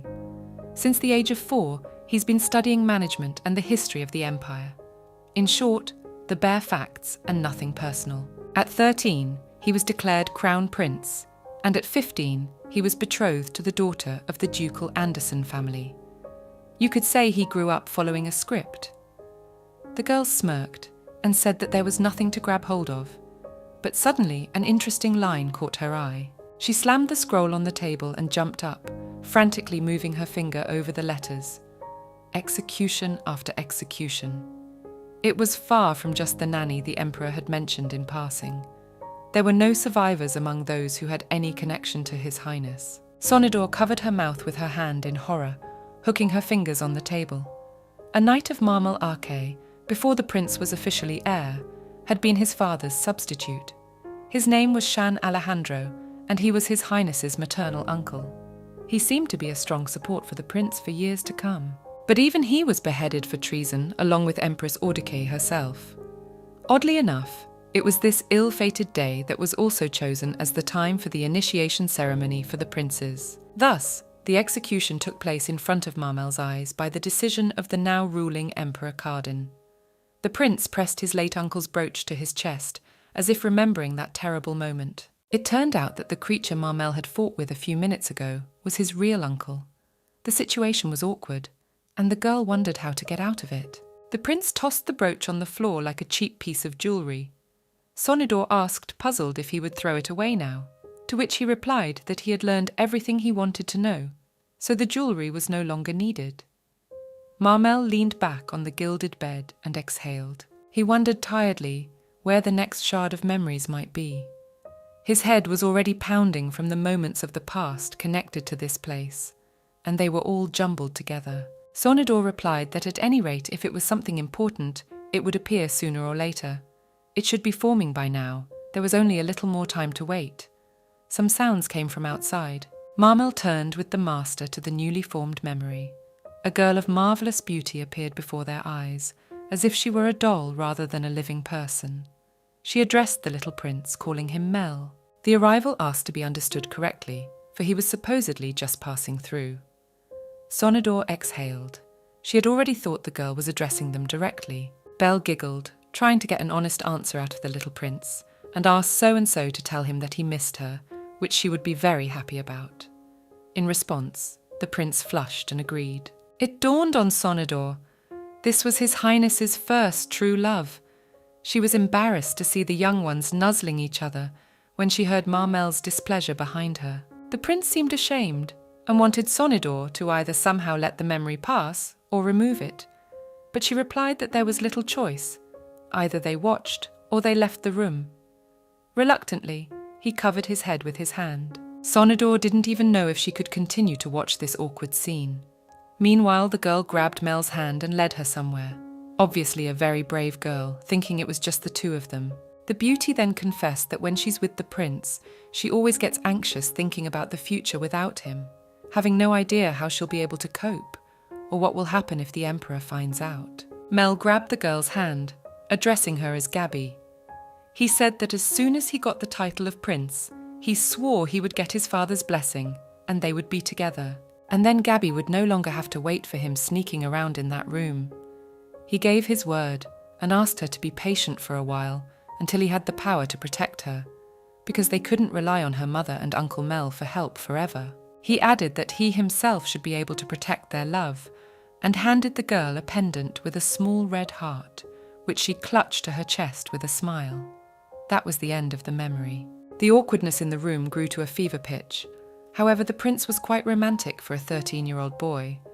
Sonidor looked closer, noticing something left over from a shard of memories on the floor. If she understood correctly, even that sweet girl who was so dear to His Highness couldn't survive the story and marry His Highness.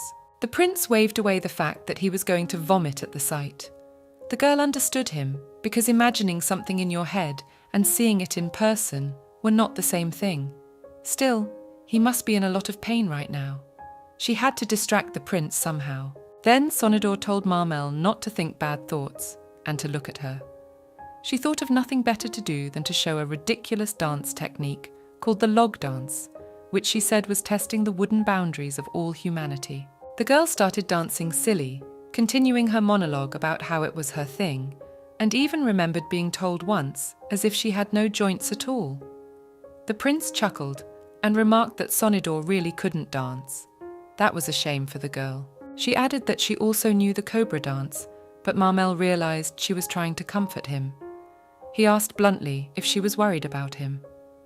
After a little silence, the girl climbed onto His Majesty's knee and, resting her paws on his arm, said that she was. However, one does not ask such things. The prince smiled and began to squeeze the poor animal again, saying he would have locked that cute little face up like that.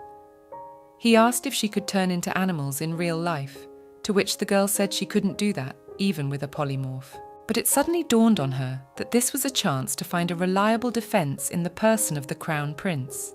She exclaimed that she would always be an animal in his dreams. With a twinkle in her eye, the craftswoman babbled that when the prince returned, she would not stop sleeping. She really hoped he would agree. Marmel thought about it and got out of bed.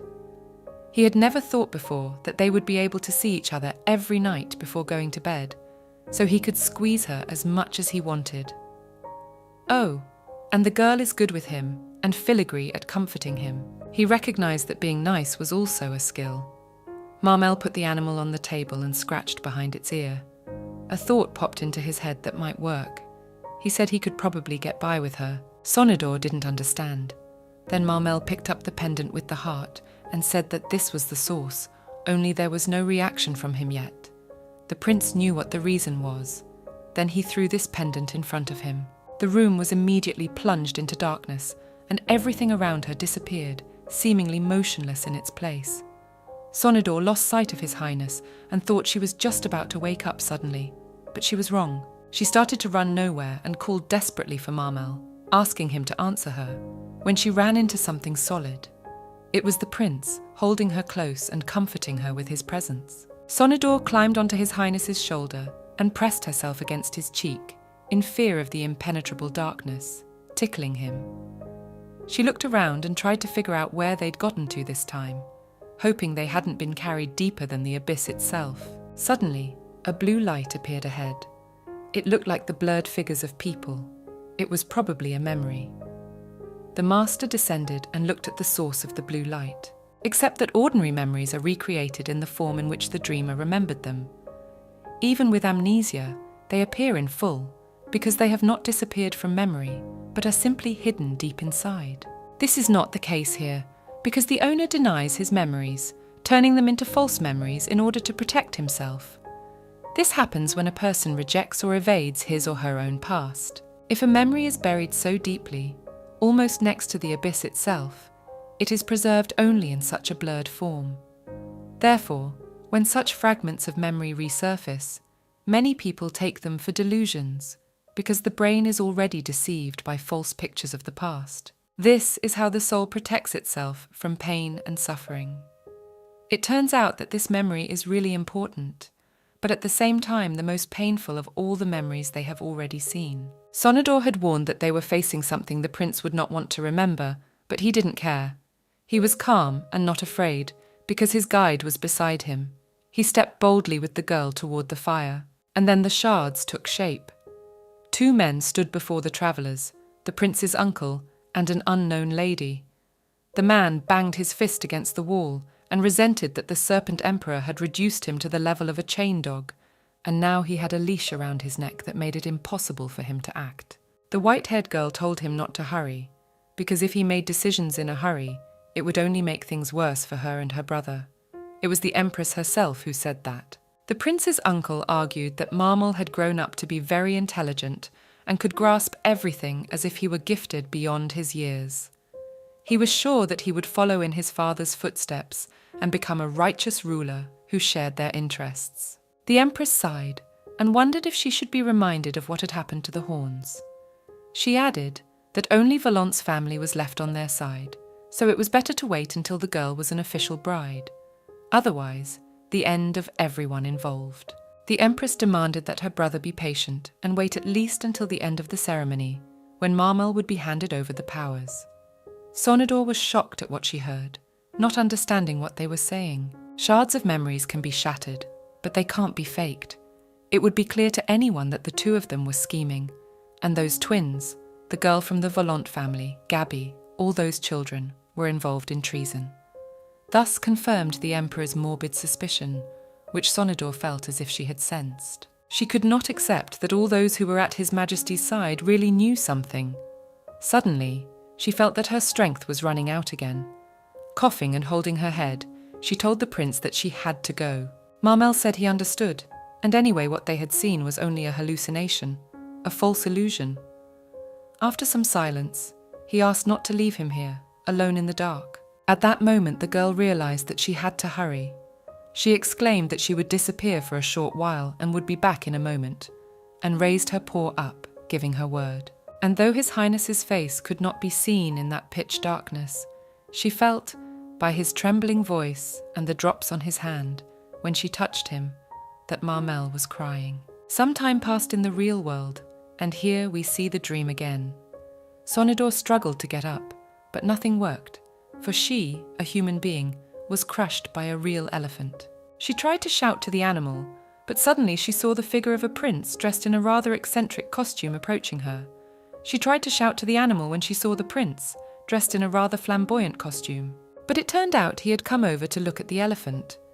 He told her to be patient for the sake of making the elephant comfortable. The animal, though it looked like a toy, was still heavy. The prince said that animals are always right, and therefore it is not worth upsetting them with your human ignorance. And then he asked the elephant to give him a ride on his back with a completely serious face. To think he turned his back on Sonidor as soon as she became human. A real tyrant. At the cheerful sounds of the elephant, the picture darkened, and the master rose from her bed in the real world, insulting the heavy animal in every possible way. It turned out that we had seen Sonidor's dream. When she realized it was just a dream, she flopped back on the bed with relief. But somehow she was still upset, perhaps knowing in her heart that the prince would have done the same to her.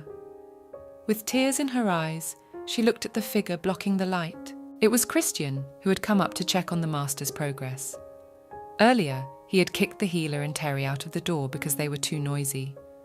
But looking at the girl shaking with weakness and pain, he was about to call them back. Sonidor refused, reasoning that if they were asleep, there was no need to wake them for her. Her body ached, but she had slept well. It was this state that surprised her, for it should not be so. Sonidor called out to the knight and asked how long she had slept. He hesitated and said uncertainly that she had slept a day, perhaps 2. The knight hesitated and said uncertainly that it was a day or perhaps 2. The girl was shocked. She blamed herself for leaving him alone in the darkness crying, and she had slept on her own. A master of sleep should not leave the master of sleep for so long, otherwise it would turn out badly. Sonidor stood up and said she had to go back.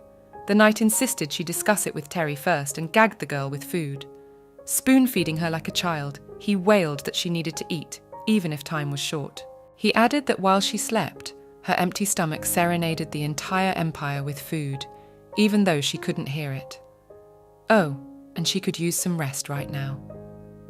The man placed the tray of food in front of the girl and said he would call Terry and the healer. Sonidor leaned over to the knight and exclaimed that she could not leave His Highness alone, crying alone. Christian said, embarrassed, that the prince, though quiet, was not a sissy at all. The girl was outraged and said that a stale man like him had no right to judge anyone.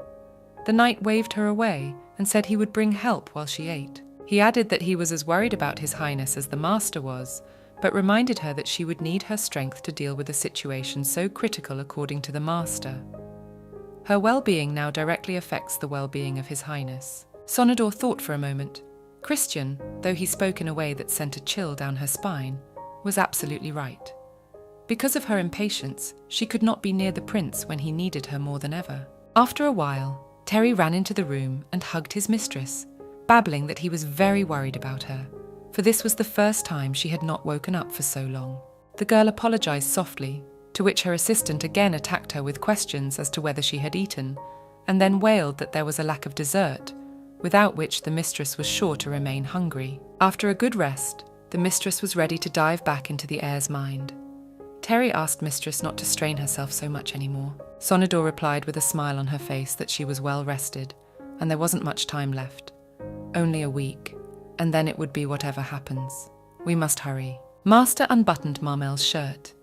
If he was still in the far reaches of his subconscious, it wouldn't be easy to make contact. Indeed, the old way was no longer working. There was nothing left to do but lie directly on top of the prince and press my cheek against his chest. It worked this time. Before Sonidor appeared, She had only prayed that this time she would turn out to be a large animal, no smaller than a savannah cat. It was dark all around, just as it had been when the girl had left. It looked like the prince had been sitting here alone all this time. Sonador was distracted by the fact that her body was now quite large, and there was some pink jelly on her paws. Marmel's voice came from behind, and he noticed that the girl was now in the body of an Amur tiger. He sat behind him and looked at the big cat without any sympathy. At first, she didn't understand why he was reacting so strangely to her long-awaited arrival. Then she realized that she didn't look cute at all, but dangerous. In the darkness, the tiger's fangs gleamed like real blades, and its breath was so strong it blew the dazed prince's hair back. He did not answer for a long time, and then reached out his hand to the furry muzzle of the beast, and scratching behind the tiger's ear, said that he had nearly gone mad while he was waiting for his guide to return. Marmel jokingly told her to try not to eat him accidentally by opening the tiger's huge mouth with her hands. The girl was indignant. Although she was in the form of a predator, she did not want to eat human flesh. However, the prince, with all his love for animals, would naturally be wary of such a beast. His Highness hugged his master, nuzzling his nose into the fur around her neck. He was unaccustomed to such a size, and he admitted that he liked the smaller animals better, and though there was more fur, it was coarser and stiffer. But he seemed to like that too. Marmel settled down on the tiger, using his belly as a pillow and running his hands over the big tail, asked if they could get out of here. The answer was yes, and the scheme was the same: find the source. The prince was bored with this. He pointed to the sudden memory and said that he had seen this picture hundreds of times and found nothing, but he had memorized the sequence of phrases by heart. The memory seemed unfamiliar to Sonador. She probably hadn't finished watching it last time. The same two people appeared before the couple, the Empress and her brother, who wasn't going to waste another second after the ceremony. The Empress objected that the prince was only 13, and therefore he should not hurry, because it could be to everyone's detriment. But his uncle could not be persuaded. He was convinced that his young age was not a problem.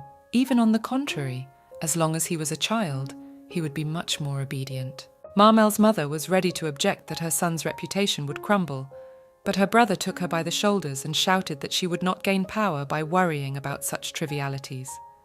This was a chance to make Marmel their tool, young and inexperienced, but just now useful. She was horrified. These two wanted to put a puppet prince on the throne. The flashback, meanwhile, was not over. The Empress continued to hesitate, realizing that the prince would grow up and most likely turn away from them. But this argument was not convincing to Alejandro. He was determined to act without thinking of such consequences, not to give up and follow the hornets. In a sinister tone, his uncle asked the Empress how long she would pretend to be a righteous man. It turns out that both were strongly opposed to the Emperor. Neither the Empress nor her brother was satisfied with the concentration of power in the hands of the monarch alone. They were planning a coup to put the prince on the throne and seize a piece of power by his hands. There was only one feeling that drove them: the lust for power. Both of them did not care at all about the problems of the people, and certainly not about masters like Sonador herself. The people were just a resource for them, useful for achieving certain goals. They may not have chopped off heads left and right like the Emperor, but the Empress and her brother found another way to torture the young prince. He had been betrayed by all the people he trusted. Marmel leaned back unhappily and lay back on the tiger, crossing his arms over his chest. As the memory ended, he repeated that he didn't understand the location of the source, and he didn't know what to look for either. Sonador was interested in His Highness's well-being. He had replayed the nightmare hundreds of times. He admitted that it had been painful at first, but after a couple hundred times, he had gotten used to it. With those words, the prince hugged the tiger again. Sonador jumped up from her seat. They couldn't stay here, or the same shards would continue to haunt them. Growling, she grabbed the prince by the scruff of his neck and threw him on her back, saying she would get him out of here. Marmel wrapped his arms around the tiger's neck, and they rushed forward together. If it wasn't the deepest part of their subconscious, they would find a way out. But the road seemed endless because of the darkness. Sonador collapsed to the floor with exhaustion. Marmel assumed with a bored look on his face that they were treading water. They were. there was no way out of here. There was only one thing left to do, and that was for the prince himself to know. She asked him to tell her the truth about something, but Marmel waved him away and refused. Then the girl fell childishly to the floor and began to laugh and shout that she was going to die if she didn't get her way. And now, the prince didn't trust her. Marmel smiled at the girl's exclamation. Though she had changed her appearance, she had not changed inwardly at all. He scratched her behind the ear and said that even as a tiger she was cute. Or perhaps she was just the way she was. Briefly, the prince hovered over the beast's muzzle, looking into its eyes. Sonidor instantly calmed down and looked into the deep scarlet eyes of his highness, confused and silently waiting for something. And then the masteress suddenly struck the prince's face with her paw, throwing him backwards. She could have thrown him all the way to the abyss, so she was trembling and worried, recovering from the shock. The defeated Marmel lay for a while on the floor and sneered that with the next compliment the tigress would bite his head off. When he got up, he put his hand to his sore cheek and asked to be careful, for he was a fragile man after all. Of course, compared to tigers, any man would seem fragile, but this could not be said about the prince, which became clear during the period of communication with him. You bet to defeat a dragon with a single swing. Marmel asked if physical attacks would work against these endlessly appearing silhouettes of memories. Sonidor replied that of course not, since they were just illusions. She asked if the prince remembered that the shards were remnants of memories. Let's say His Highness had a magical device with records on it, found it by accident, looked through it, and wanted to get rid of it. Marmel replied that in that case he would simply smash it to pieces so that the records could not be restored, which horrified the master. She could not, after all, do the same to His Highness's head. Marmel looked at the girl with contempt and added that he didn't mean that at all, and that her bloodthirsty tiger nature was making up the meaning for her.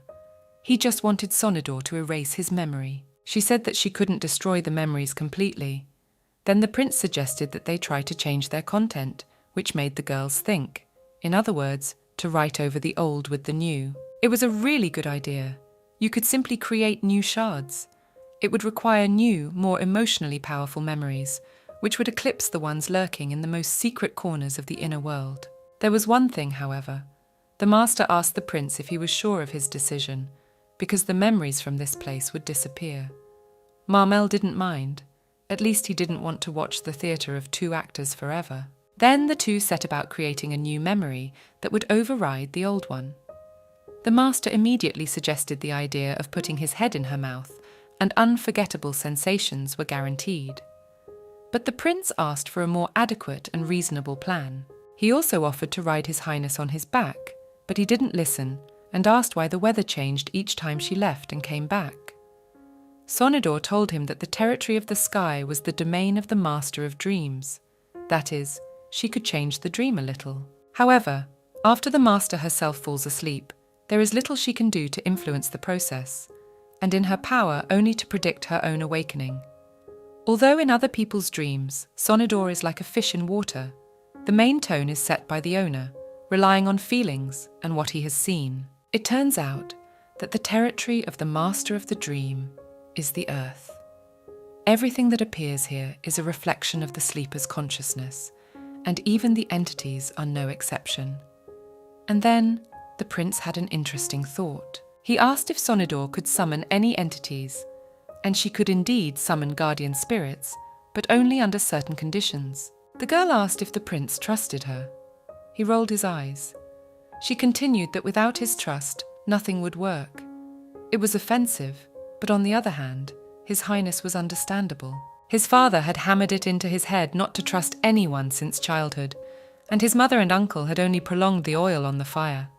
Not surprisingly, any step toward the other was unsettling. Marmel was surprisingly quick to agree to confide in the master because she had asked, which shocked her. Then it was as if the previous reasoning had been overturned. The prince was quite gullible. Sonidor allowed it, but warned that the call of the guardian spirits would not work on the first whistle. Suddenly, however, golden butterflies fluttered around His Highness. The craftswoman could not believe her eyes, for what was happening was impossible in theory, for the emperor kept terrorizing his son with thoughts of betrayal. Marmel said that he was not his father, so he did not suspect others without a good reason. He also added that he is not serious about trust and can change his mind at any time, so the mastermind should not rejoice ahead of time. All around, everything was flooded with light, and fluttering guardians circled near the couple. Sonador was amazed at what she was seeing and didn't understand how such trust could be called superficial. Guardian spirits are fairly common beings among the people of Descensia from legends. They reflect the gift of the wielder, but are quite rare, hence why they are reduced to a tale. You can only obtain a guardian spirit by fulfilling certain conditions, and for each master they are different, as well as the appearance of the spirit. For example, for the Master of Dreams, the condition is the trust of the Master of the Dream. Sonador let the light lilac butterfly land on her finger with trepidation. It had been so long since she had seen her perfume that she was surprised to see it soon. The stronger the trust of the Dream Master, the more guardian spirits the Master has. This allows to use the gift to the maximum. And if it was a superficial trust, then what was sincere faith in the prince's understanding? The girl could only guess. Both were mesmerized by the airy dance of the butterflies that created glittering curls as they fluttered after each other. The surroundings transformed, and the couple found themselves in a garden full of blossoming peach trees. Marmel grinned and said, savoring the scent of the inflorescences, Sonador's perfume was beautiful to match her name. He looked at the girl with a gentle smile, embarrassing her again. Sonador turned away unhappily, pondering her next unreasonable thought. The prince asked why she was so downcast, and the master replied that she had simply misunderstood everything again. She thought it was strange that the prince trusted her so easily, but it turned out that he just wanted to look at the spirits, because they were animals too. His Highness interrupted her thoughts, catching a flower by the tiger's ear and asking her what she had misunderstood. Sonador's heart was ready to jump out of her chest. She covered her muzzle with her paw, holding back laughter and wondering whether to call a prince who believed in animals so much a pet or a verjivun. Having calmed down a bit, but still holding back, the masteress said that they had managed to escape from the depths of His Highness's subconscious, thanks to animal, that is, living faith. Marmel caught a hint of sarcasm in Sonador's voice, but she denied it, making another pun. The prince stood up and asked if they should have left the dream world by now, but she repeated that the source was still necessary. They were simply lifted back from the depths of his subconscious, and all thanks to his great faith in animals, which even summons spirits. At these words, Marmel realized finally that he was being mocked. Sonador thought that the prince was right about something, for she herself had said that he could come to his senses if he could find the source in the furthest reaches of his subconscious. But thanks to the spirits, they were back to the beginning, and there was no turning back. And His Highness's memories were correspondingly overridden by the guardians as well. The question remained as to where to go next. The master answered that there was no sense to return to the depths, so it would be necessary to look for an equivalent way to the past source. Sonador recalled her words, to look for support in people. Marmel sat down in front of the guide and began to repeat her instructions. He remembered something about sprouts under ashes needing a support to grow. Marmel padded through the enumeration, remembering and talking about a place or thing significant to him along the way, as well as some actions, beliefs, desires, loves, and faith. Sonador was flattered that His Highness remembered everything so well. Then he wondered why his trust had not been the source, for the spirits had come at the call, and so the faith was sincere. The girl parried, reminding the prince of his own words about the superficiality of faith. It wasn't about trust. The only reason they had gotten away with it was because Sonador was in the form of an animal.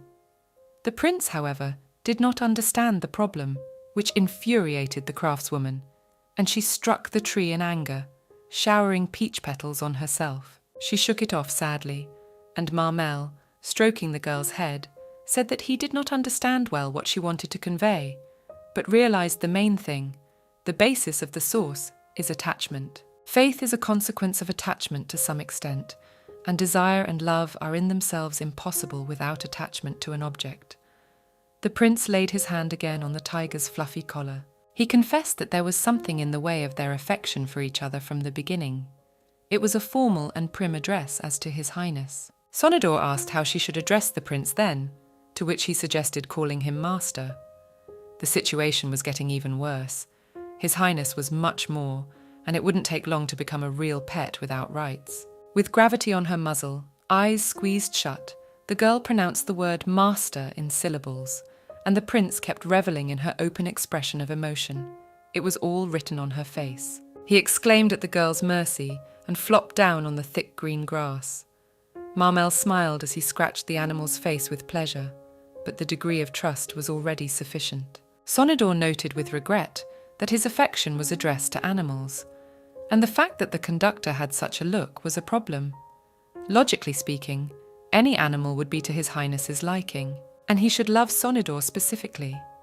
At these words, the girl suddenly realized what a foolish thing she had said, and clutched her head, burning with shame and begging to forget what had happened. The craftswoman explained that affection for all animals is not really what is needed, as it is too abstract a feeling, and the prince needs to make her stand out from the crowd. Marmel smiled, agreed, and slowly leaned toward the tigress, looking directly into her eyes. He was convinced that he felt affection only for her. The girl stared into his eyes, mesmerized, and wondered what he meant. Marmel added that Master was no ordinary animal to him, but a special one, and he spoiled it all again. She was still not human to him. Sonador sputtered in despair. The prince did not understand why the master did not like everything, and she answered that she was still an animal in his eyes, and it should not be so. Then Marmel affronted her with the question whether he should speak of sympathy as a human being. Sonador confirmed these words, immediately starting to justify that she understood how it all sounded. All she wanted was for the prince to consider her like himself, someone like a human friend. That was what was needed. However, Marmel kept throwing questions at her, asking if she needed him to love her. For him, love towards a human and towards an animal were obviously very different. She understood this perfectly well, but friendship is also a kind of love. The prince walked along the peach alley, leading the girl behind him and admiring the blossoms. His Highness explained that he loves animals by definition because it doesn't require any special trust, because they belong to you completely, having no will of their own and depending on their master. And if you nurture and cherish them until the end of their allotted period, they will reciprocate without any doubt. But the question of why the prince had never gotten a pet in such a case continued to worry the girl. Marmel looked at the tigress with a smile and said that she was the only one he would want to take in. Sonador felt a chill run down her spine at that statement. He would put her on a chain. A little while later, the master asked what about loving people. His Highness replied that such feelings for people required sacrifice. This confirmed the master's thoughts about the prince's delicate and romantic nature, though it could also be because he was still 19. Youth always made emotions and feelings more vivid, and the master, being the eldest, was well aware of that. Marmel went on to say that you can't buy a person's heart so easily, and you can't bind it by force, so unless you're willing to sacrifice everything for a person's love, the game isn't worth the candle. Sonador, listening to Marmel's sensual monologue, could not take her eyes off his languid gaze. His Highness asked her if she was indifferent to him. Sonador was puzzled by such words and began to deny it. But to the prince it meant the opposite, that she liked him. Such a talent for twisting words completely and radically. Her eyes blurred, and she replied that she had never thought of Marmel as a man, for he was fundamentally not her type. His Highness grasped the tiger's face with his palms and asked her to repeat what she had just said. The girl exclaimed that her heart did not flutter, and that was all. It was definitely beating from fear, not from the manifestation of light feelings. The prince wilted before his eyes and let the animal go. Immediately the world began to lose its former colours, returning to its previous black and white state, and the unfortunate flowers of death, Thanatos, grew under his feet, and all just because of the accidentally thrown words. Sonador shrieked in panic, her heart beating in a way that could be felt through the ribs in her chest. The statement pleased the prince, who turned to her and said he thought so. The world instantly began to change back. The air seemed to grow softer, and the terrifying flowers disappeared. Then Marmel suggested that they call him Mele, if the mistress disliked the word master so much. Listening to this, the girl only now noticed the trees around her. These peaches must have been created by the prince himself. but what they meant in the language of flowers she couldn't remember. Marmel called her name and asked if she could call her Dora, but it seemed to the girl that the name was more suitable for a pet name than for an affectionate nickname. And she didn't like Sonia either. It sounded exactly the same. All these lousy names were derived from her shortened name, Sonidor. She was stubborn, and looking contemptuously at the insolent man, was ready to agree to Sony at most. Now that they had decided on their nicknames, Marmel asked the girl to be the first to call him by his name. Here we go, she thought, and with a tremor in her voice, she called the boy Mr. Mel. Now all that remained was to remove the formality from the speech. The prince wouldn't let go so easily, and the emperor seemed to have a new reason to execute Sonidor. There was nothing to do, and I don't think anyone would recognize it in my sleep. It's no big deal. The master called the prince's name loudly and clearly, and he, with his head folded on his knees and smiling blissfully, called his dear guide Sonia. Well, in the end she was still Sonia, which was something she had to accept. The prince rested his head on the tigress's head, rubbing his cheek against her prickly fur. Marmel asked with a chuckle how they should go on, for the master had said that he should love her. She squealed that she had said no such thing, but the prince continued to mock and play up the situation as if the girl had forgotten her own words. He was just trying to find the source, that's all. Sonidor decided it would be better for her to be alone for a while. She could think better that way, and no one would distract her with silly childishness. With a smile, Mel looked at his guide. He knew he was joking, but he couldn't understand why he was so uncomfortable. He thoughtfully caught the petals of the inflorescences falling downward.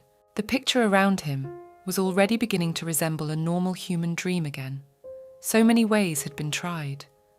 The prince was thinking more and more about what he should do to wake up. In the meantime, Sonidor had already approached him with a new question about whether the boy had any memories he particularly regretted. Without thinking, the prince answered in the negative, thinking that another conversation about the past would follow. The girl begged him to think better of it, for regrets could not simply be absent. It was impossible for human life. But there really didn't seem to be any such thing. Conversation was useless. It was comforting to know that Sonidor didn't expect Mel to answer instantly. He probably needed a little more time to think about the answer to the question. Most of the Dream Master's clients asked to dispel any personal regrets, at least in the dream world, such as the same Mr. Refons, who wanted to confess the feelings of his first love after 50 years. There was a chance that His Highness was more worried about the future, but that didn't mean it was okay to screw around with the present at all.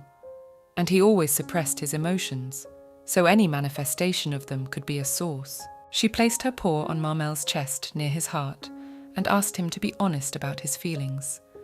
Addressing him by his name, she wanted him to put his feelings into words. Yes, Sonidor was aware of the fact that heir status hardly allowed for such a thing, but since they were in a dream, no one but her would know, so why not try it? It was easier than it might seem. The prince opened his mouth, taking a breath as if he were about to start a monologue. Just as he was about to say something that the girl had been waiting for, she felt the prince chase her out of her dreams again. It's worth learning a bit about the prince's backstory.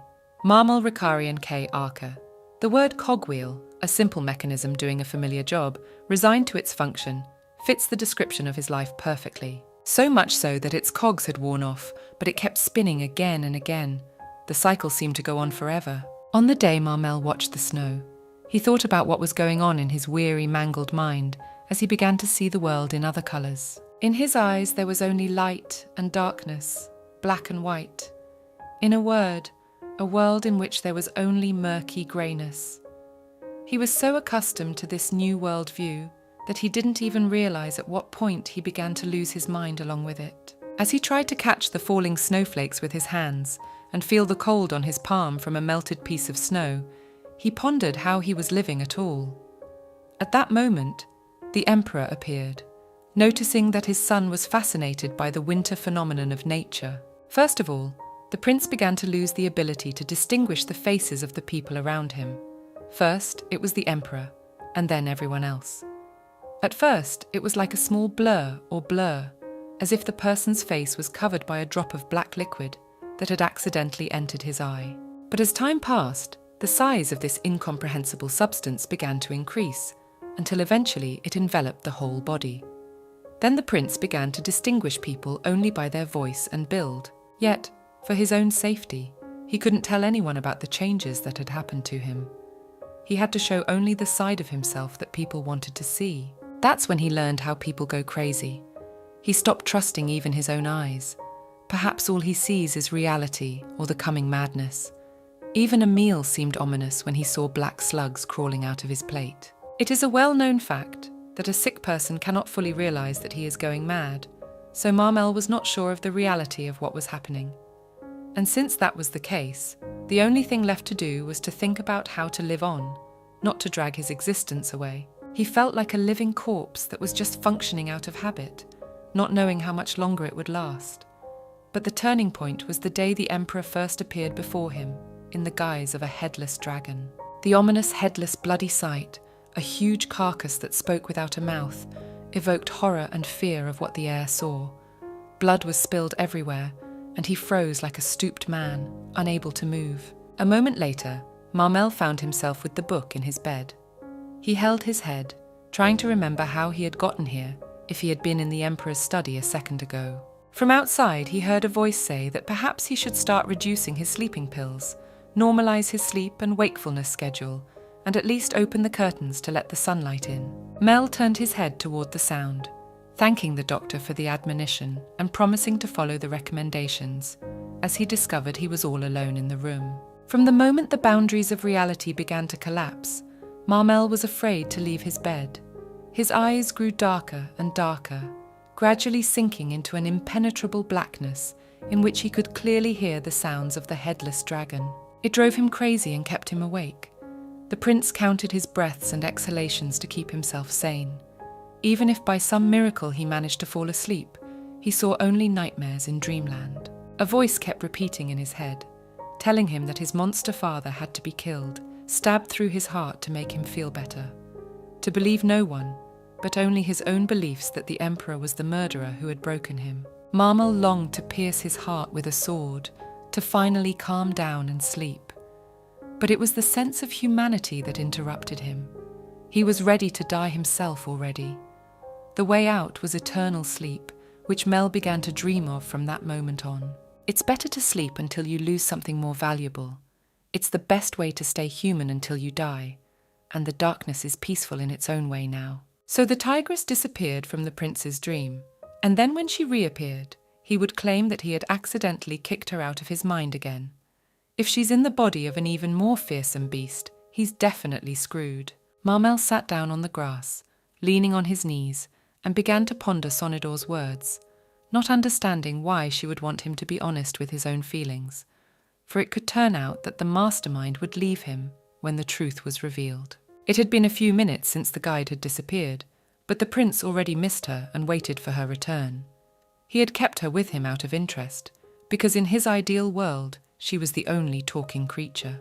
The girl is really cute, especially when she's making disgruntled faces, but she's also witty, energetic, and timely cowardly and brave, like all the animals she's come to see him as. Normally, Marmel could easily read the intentions of the people around him, so he thought it would be just as easy with her. But it was still a mystery to the prince why she was so desperate to wake him up. Unless it's to save her life, she must be being blackmailed by the Emperor. Marmel lay on the grass, looking up at the clear sky as if waiting for his guide. He had even gotten to thinking that he cared about her, an adorable little beast who is actually a real person with long red hair, just as she described herself. Marmel paved to reflect on his losses, which were due to his own folly and failure, and on the loneliness that had become his only faithful companion. Opening up to someone was tantamount to a death sentence, so it was more convenient to always be on my own and easier not to get involved with anyone. But for some reason, Marmel always looks forward to Sonidor invading his sleep once again, calling out to him, bossing him around as if he were at home, stirring up his half-forgotten painful memories. Now the prince was afraid that at some point the girl would run away and leave him alone with madness again. The prince was afraid that at some point the girl would run away and leave him alone again. Now, remembering the embrace with his favourite vixen, Marmel was sure that he was ready for anything.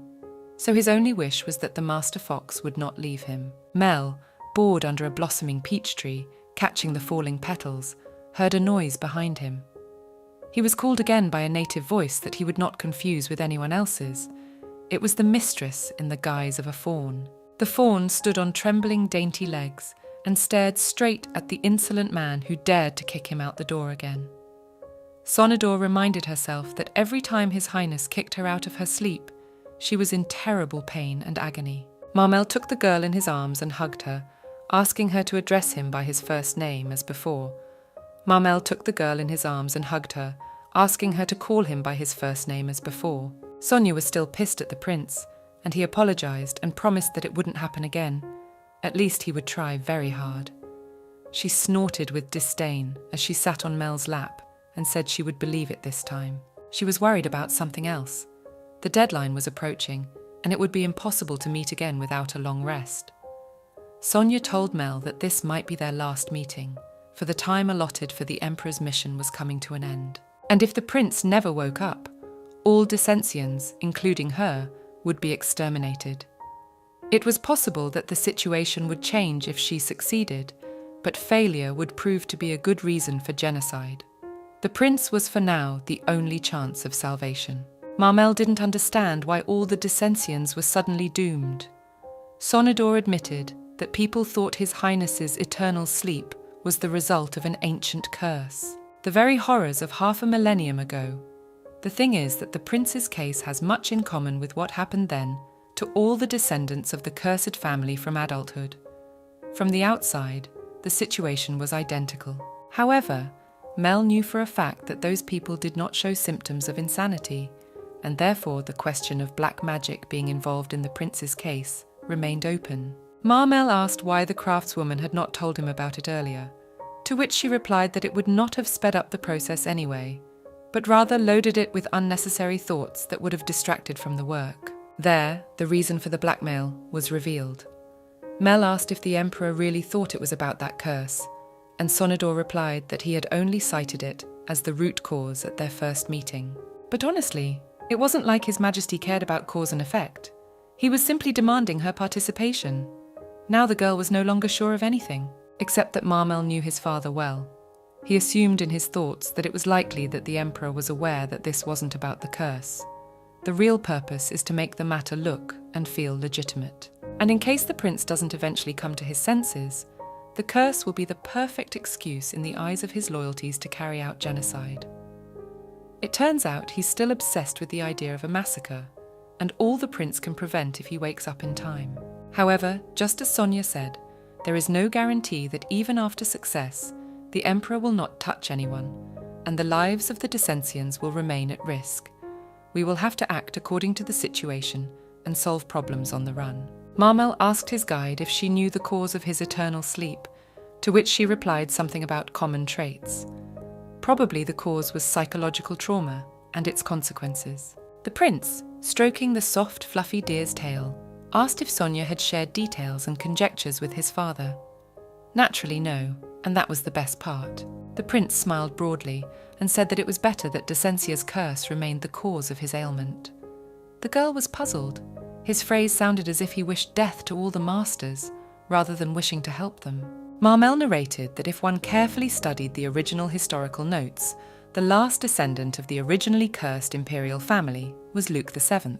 He was aware of his destiny and knew that he would fall asleep on the day of his majority, so he searched with all his might for a way to break the curse.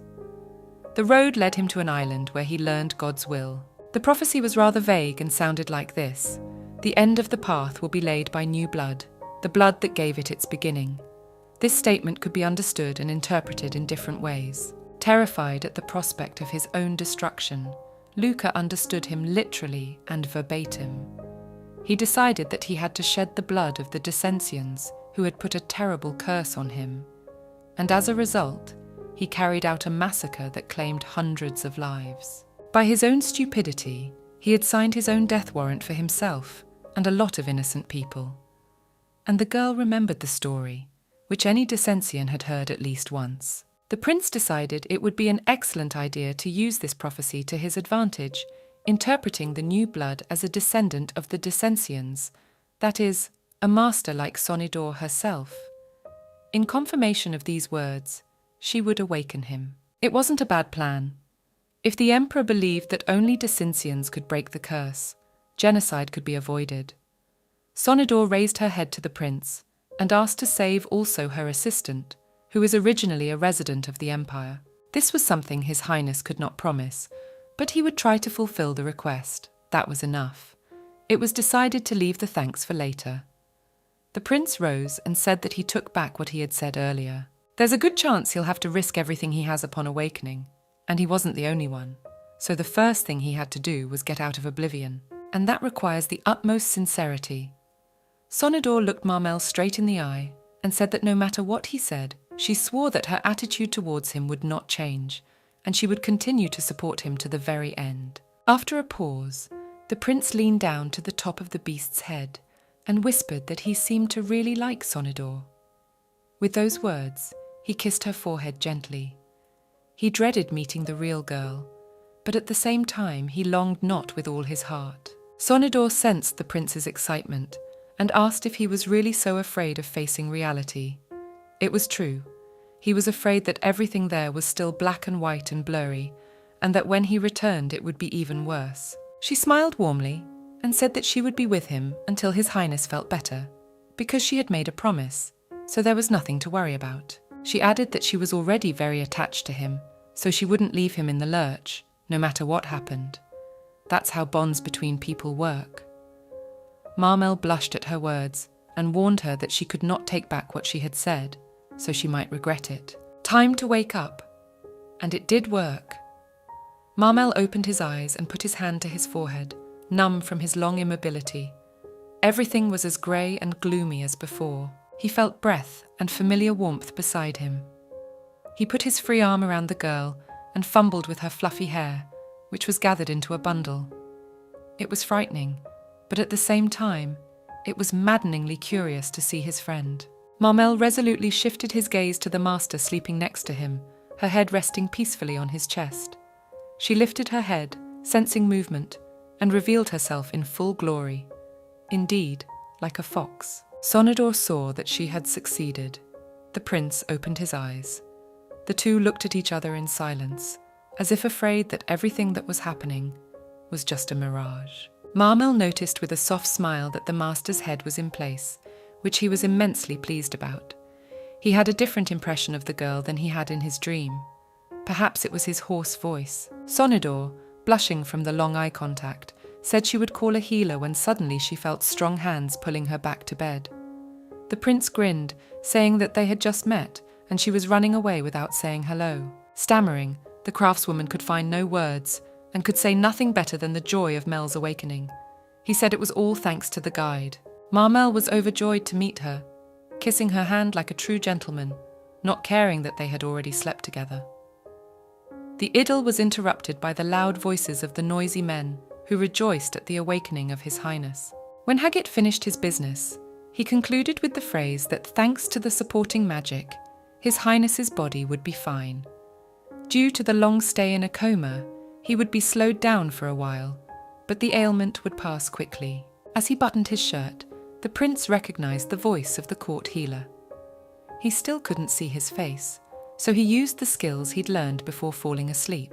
Marmel had only minor complaints about the cutting light, so Hagit recommended darkening the room with curtains, but gradually letting light into the chambers. The prince noticed that there were 3 people in the room, the voices belonging to men. One of them clearly belonged to the knight, and the other, apparently Sonia's assistant, was just as boisterous. If you think about it that way, nothing changed in this gloomy, dull, and lifeless reality. Only Sonia brought bright colours and light into his impenetrable existence, as if using some kind of magic. Marmel was eager to get a closer look at his dear master. The girl noticed this, thinking that the prince had something to say to her. Terry interrupted her, asking her to hold out his other hand so that he could button his cuffs. At the same time, he whispered to his mistress that the healer was very skillful at pretending to be normal in front of the prince, using his healing power of authority. It was funny to watch Hagit's irritation at hearing all these comments. Meanwhile, Marmel asked the knight to come closer to him. He said he was aware of the time limit given by the emperor to the master to cure his illness. The knight said that there were only 3 days left before it was over. From the voice, Mel recognized Christian. The prince asked to report to His Highness on his awakening, and the rest he wished to announce in person after the amendment at the audience. In the meantime, he demanded silence. The prince's word was law, so the knight obeyed his order without question. Mel thanked Christian and said that what he needed now was peace. The knight understood and said he would take everyone out of the chambers at once. Marmel asked the master to stay next to him alone.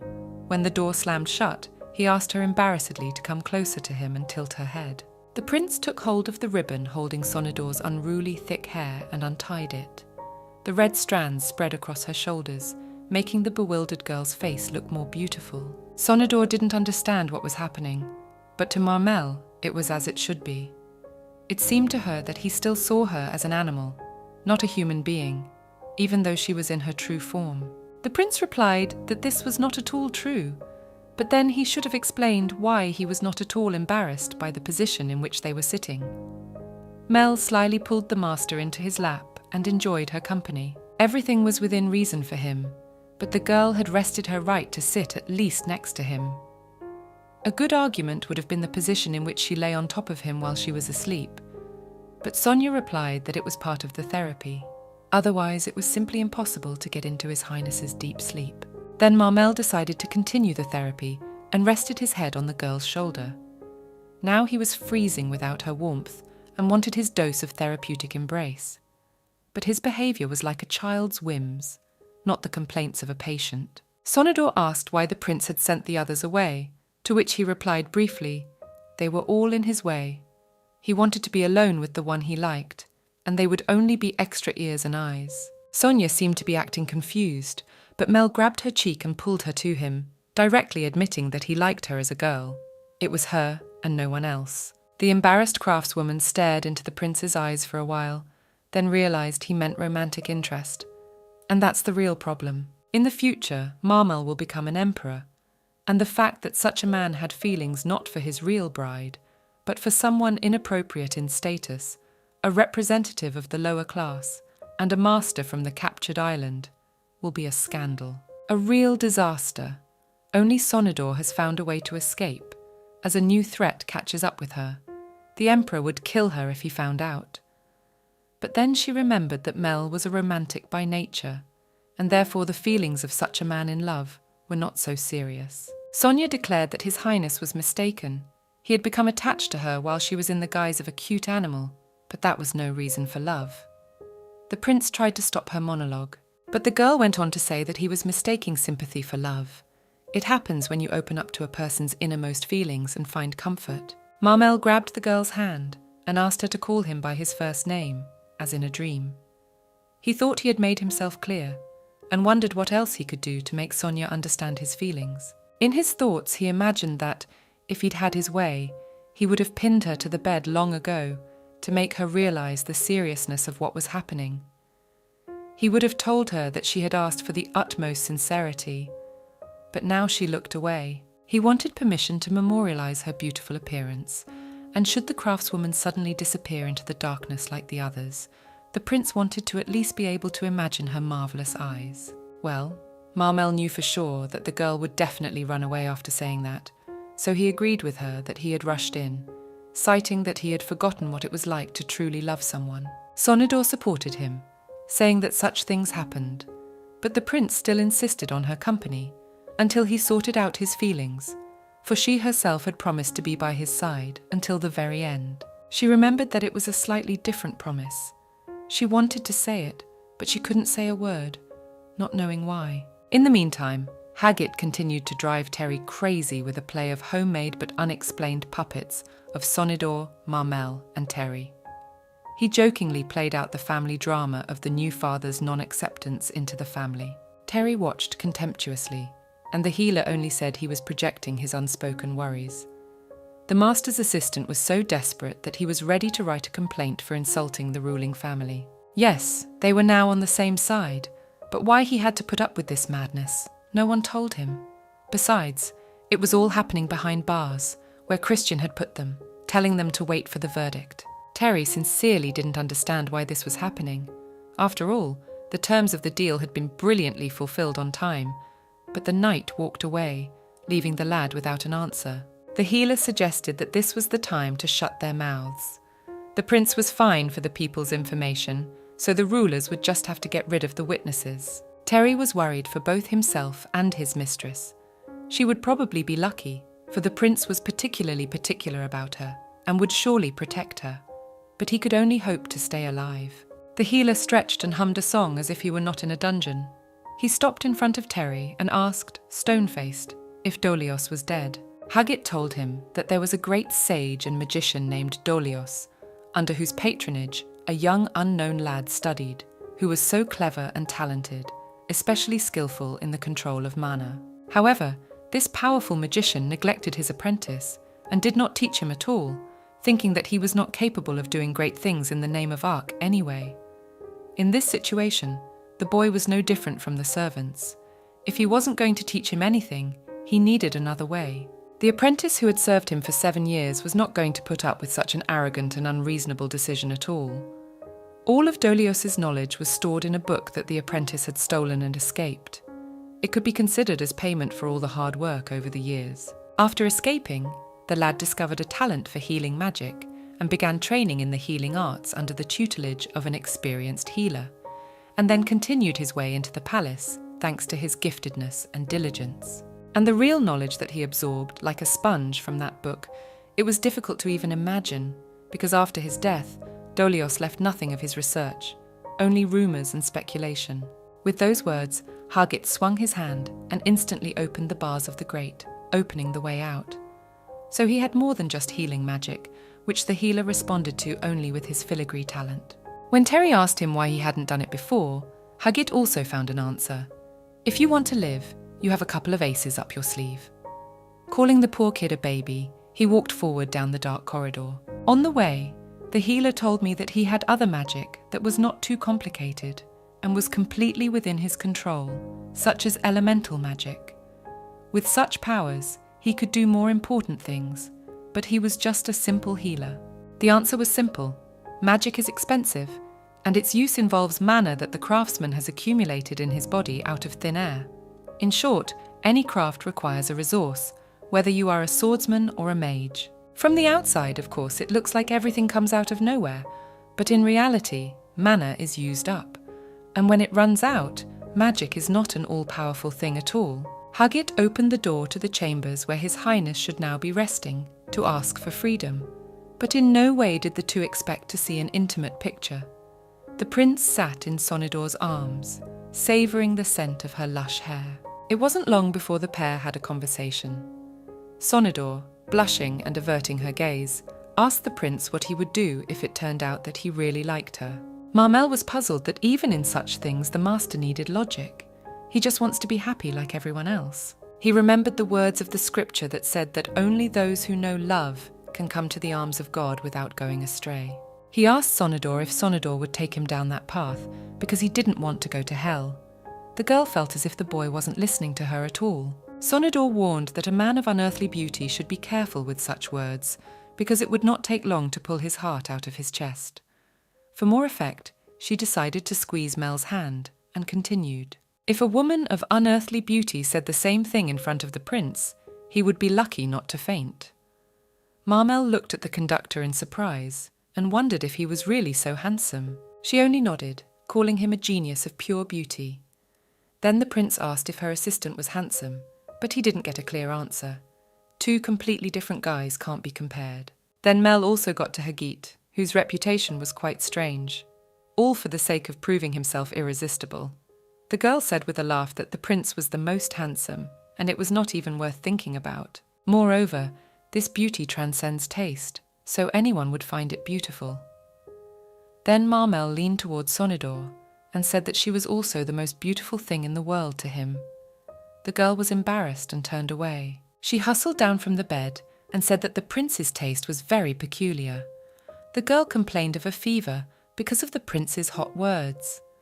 The problem with everything was that, being an animal, she had a very different perception of the prince and her personal space. Sonidor said there were plenty of beautiful people, and to understand her tastes, she should make more acquaintances. Mel called her back to her place, but the girl tried not to forget herself. The master stated that she was aware of the presence of a bride for the prince. She had heard of the beautiful Lady Anderson, whom she had actually learned about from Mel's memories. And though the prince has no romantic feelings for her, the lady herself may be madly in love with him, and it is not in Sonia's rules to ruin other people's relationships. She said it's not good to act like that when you have a fiancé. It is wrong to her and to the bride. Marmel stood up after the master and asked why she kept talking about other people. The girl only replied that she would keep her promise and stay by his side until the prince was restored. She was interrupted by the stern voice of the prince, who had come close behind her. He asked her to turn around and look at him. Then the prince put his palm to the girl's eyes, imitating what he sees with his own eyes, and asked what she would do if she saw the world like this. Even people through this black spot, behind which it is not clear what a person looks like, nor what is written on his face. Even when a knight stands beside Marmel, called to protect him, he sees him only as a threat, a monster waiting for the moment to chew his head off. Slowly taking his hand away from Sonidor's face, the prince admitted that he felt similar on a daily basis when looking at any person. He wondered if the masteress were in his place, if she could see people in those blank faces and love them. That's quite a statement. It appears that the prince really can't see people's faces, and yet he looks the girl so clearly in the eye. Marmel took his beloved's hand and put it against his cheek, admitting that he could only see her face. He didn't know why, but it was clear that he needed her more than anyone to find peace. Gently kissing her palm, Mel asked her to stay with him, at least until he felt better. Slowly, His Highness led Sonidor over to the bed and sat down, pulling her against him and tucking his nose into her red strands, and then telling her that if she didn't agree, then heaven or hell was fine with him, as long as she was there for him. At the moment of this warm embrace, an angry Terry and Hagit appeared on the doorstep. In a whisper, the prince had just had time to ask his lady not to tell anyone anything, and to keep it a secret before Terry pulled his mistress gently away by the shoulders. The lad apologized for his impertinence and said he was ready to answer for it, but he could not be left without an explanation as to why his dear mistress was in the arms of His Highness when he had a fiancé. Surely the answer was that the prince had feelings for his vixen. Sonidor didn't recognize her aide, who had never even thought of such antics before, but now stood there with his back to her, protecting her almost at the cost of his life. Marmel asked him to introduce himself first, and then he would answer any questions. The boy introduced himself as the Dream Master's assistant, trembling with emotion. The prince told him to relax, for he was not going to punish him, and finally, to explain everything in detail, and he would listen to him attentively. The expression on his face was so blissful that it was as if an angel had come down from heaven. Then Terry asked in a trembling voice why his mistress was in His Highness's bed, and Marmel excused himself to the culprit of it all, the curse of Descentia. The master's assistant couldn't put together how this was related, but it turned out that the prince was ready for this conversation and had already invented a whole legend. He said that for some unknown reason, he could only be conscious when the dream mistress was near him. He said he was just guessing, but maybe it was because Sonidor had the blood of a Descensian woman who had been cursed 500 years ago. With curiosity, Terry turned and looked at the puzzled girl. There was a chance that she would be the one who could completely rid His Highness of the curse, so they are trying different methods. The Emperor would have to take that into consideration, so he wouldn't dare touch his son's saviors. Marmel thought it over, and even thanked Terry from the bottom of his heart for staying in the palace to help him, something he would not forget. Barely containing his worries, Terry bowed and thanked the prince, still not understanding what the point of the embrace was. What a coincidence. The healer behind him had just come to ask for His Highness's favour, and he had already found a way to save their lives. Admiring the prince's generosity, Hagit bowed, but it wasn't clear whether he was sincere or not. Marmel said that gratitude was unnecessary, because even unintelligent creatures could be grateful, and he did not dare to ruthlessly abandon the people who had worked so hard for him. The healer kept bowing and saying that he would never forget his lord's favour, and swore to serve him faithfully for the rest of his life. The prince looked so natural that one would not even guess his ailment. If his words are to be believed, He can't see the doctor's face, and it turns out he recognized him in another way, such as by his voice. It's a lot of work to memorize all those voices, and if His Highness does not confess, no one will ever guess that anything is wrong. The girl could not see the difference between the way he looked at her and the healer, even though she knew of his affliction. Still, there was a difference. When he saw her face clearly, it was easier for him to hold on, so he kept her close to him. Marmel stared at his beloved again, oblivious to the fact that someone else was in the room. The healer reminded himself, trying to guess what the mistress had done to His Highness in his sleep. And then he added that his beloved dream mistress seemed to be the only one who could rid the prince of the curse. Marmel, meanwhile, realized that he was losing focus on his companion. He shifted his gaze back to Hagit and tried to figure out at what point he realized he was looking past him. Perhaps the healer had guessed everything long ago, and even if he had seen his face, he wouldn't have been able to tell what that snake-like face was thinking. But such a strong ally would not be out of place, for they were needed now more than ever. Marmel changed the subject, asking the healer if the detection magic had found anything, for it was unlikely that Hagit would have come to the chambers without probing the ground. The healer was cornered. Showing his magic, he picked up on the prince's insight and said that everything was indeed clear, the best setting for exchanging stories. In that case, there was one question the prince wanted to ask. What was the real reason Hagit had come here? The company moved to a comfortable place, and the healer began to marvel at the level of mana mastery at the imperial level. For the prince had managed to create sunlight right in the basement. It must have required a tremendous amount of mana. Marmel asked to be closer to the case for lack of time, and the matter was not far away.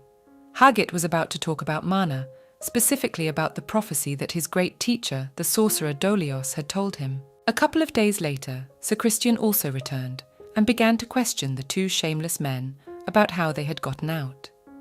The prince covered for them, saying that he had rescued them himself on the pretext that Sonador needed help. After the emperor received the news that the prince had woken up, he reacted indifferently, seeming even disappointed that the mastermind had succeeded after all. He instructed him to begin preparations for an audience, but at that point it took 3 days. Sure, waiting for the unknown was stressing Sonador out, but it more than made up for the fact that she could finally rest. It had been a long time since she'd felt so relaxed with the feeling that everything was going according to plan.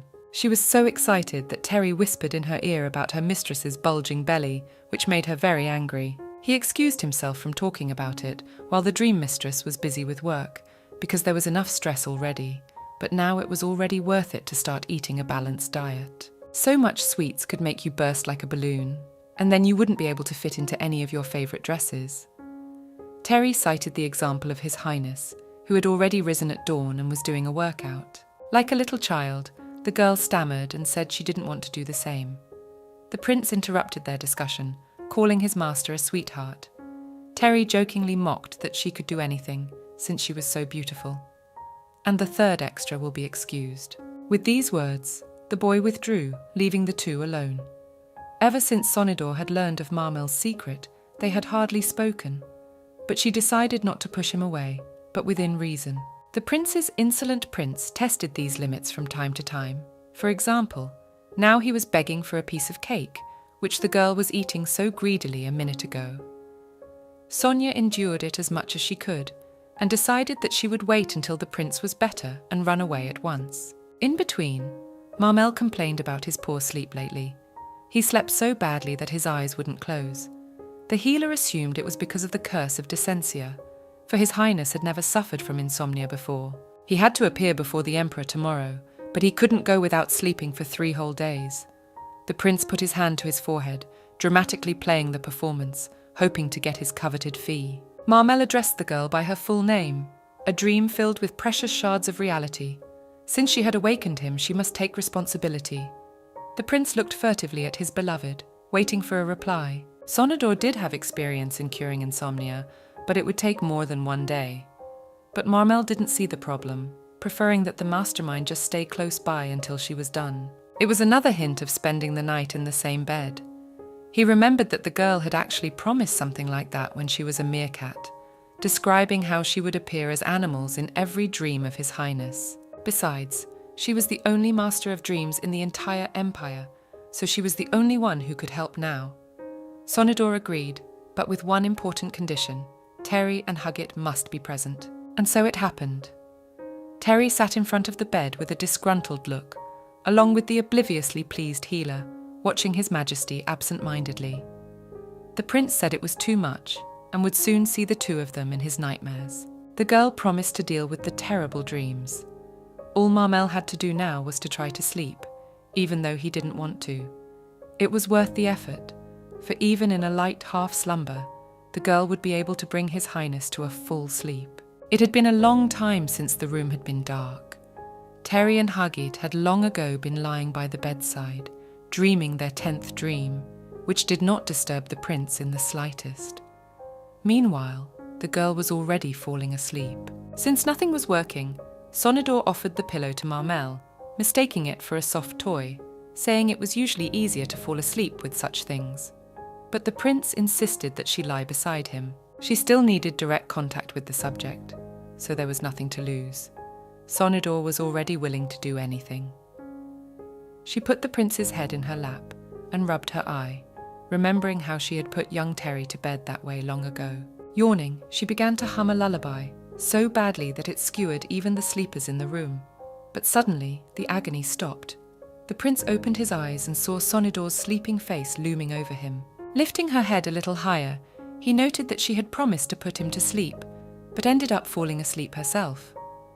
Well, she's nice, which means she's allowed to do anything. Laying the girl down on the bed, the prince resigned himself to having to go in this state, wishing he had taken a sleeping pill, as suddenly a familiar, ominous voice appeared in his head, telling him that this is how the prince will ruin everything again. He's facing his father, and he's still as arrogant as ever, thinking he can prove something to him or run away like a coward. Marmel felt the dark, mad figure of his impenetrable inner world driving him mad again. The voice told him that he could not protect the girl anyway. His insane alter ego was bending him to finish off his own father again.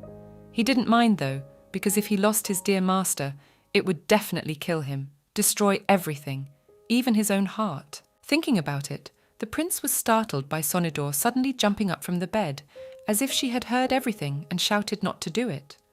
The prince stared at her, startled by the sudden movement. Naturally, she couldn't hear his thoughts, and besides, she was screaming in her sleep. She ended the sentence by asking the unknown Joe not to touch the pudding. Sonador lay back down, covering herself with the blanket. Marmel carefully leaned over to his beloved and stroked her cheek. Even he wondered who it was Joe was that she had promised to tear off her hands for her treat. Looking at the obliviously sleeping girl, he called her a ray of light that would protect her at all costs. After promising this, Marmel kissed Sonador's forehead, saying he would be back soon. She woke up in the morning and woke up, remembering that the prince had said something to her. She looked around, but His Highness was not there. But as she pulled herself up, she saw an unknown face sleeping right next to her, hugging her unapologetically around the waist.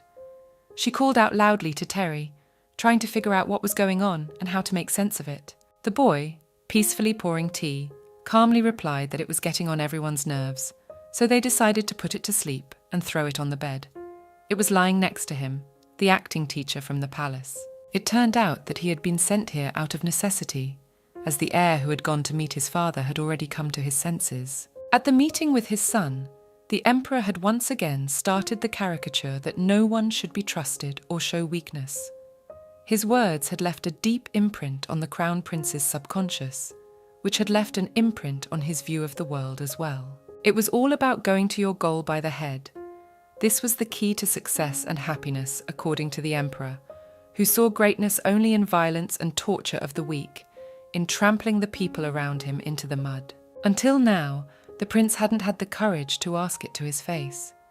He had preferred to eat away at his own self-doubt, denied himself everything possible in life, and in the end, simply escaped from reality. And now, Marmel was determined to trust. All to protect the one ray of light in his darkness, he would no longer run from the greyness of the world or his own father. Marmel knelt before the emperor and saluted the son of the empire. Silence reigned over the cup of tea. The prince listened to his surroundings, counting 3 or 4 ricel knights. To think, at a trivial tea party with his son, such extremes. It would have been easier to get rid of him long ago. Suddenly, the taste of the tea seemed too strange to Marmel. He immediately spat out the contents, fearing for his life, to which the emperor remarked that his son was probably still awake. The prince thought there was poison in the tea, but his father reassured him that it was just a new kind of tea delivered to the palace, which he had requested to be recreated. It felt like they had just mixed all the herbs together, no frills. Still, the prince set the cup aside. The emperor, looking straight into his son's eyes, ordered him to tell everything that was to make up for the 3 days of waiting. The prince looked indifferently at his father's black face and began his monologue. As the emperor had noticed, Marmel had not yet fully recovered from his sleep, so it could be said that the curse of Descentia still had power over him. He supposedly realized this when he felt better in the presence of the dream mistress. The prince also recalled the prophecy extracted by Emperor Luke VII. The end of the path will be laid by new blood, and it is the blood of those who gave it its beginning. Marmel suggested that it was a descendant of the caster, so perhaps the dream mistress was the key. The emperor was offended that his son would question his ruler's interpretation of the ancient texts, which was true sacrilege. Naturally, it all sounded like nonsense to him, and since blood was needed, an ordinary execution would suffice. Marmel noticed that the emperor's hatred manifested itself in his deafness and blindness. He disliked the masters so much that he would not listen to any arguments. There was no logic in such a decision. They would only repeat their past mistakes. The emperor parried that Luke's mistake was in not finding the very offspring of the devil's blood, and if she was their spawn, there could be no mistake. The craftswoman must be executed immediately. The prince tried to hold back his anger as best he could, saying that by killing this girl, they risked cutting off their escape route completely. Then there would be nothing left to do. But the emperor was adamant. He only teased Mel with the fact that he had never learned to hide his emotions. And if that was all there was to it, there was no point in continuing.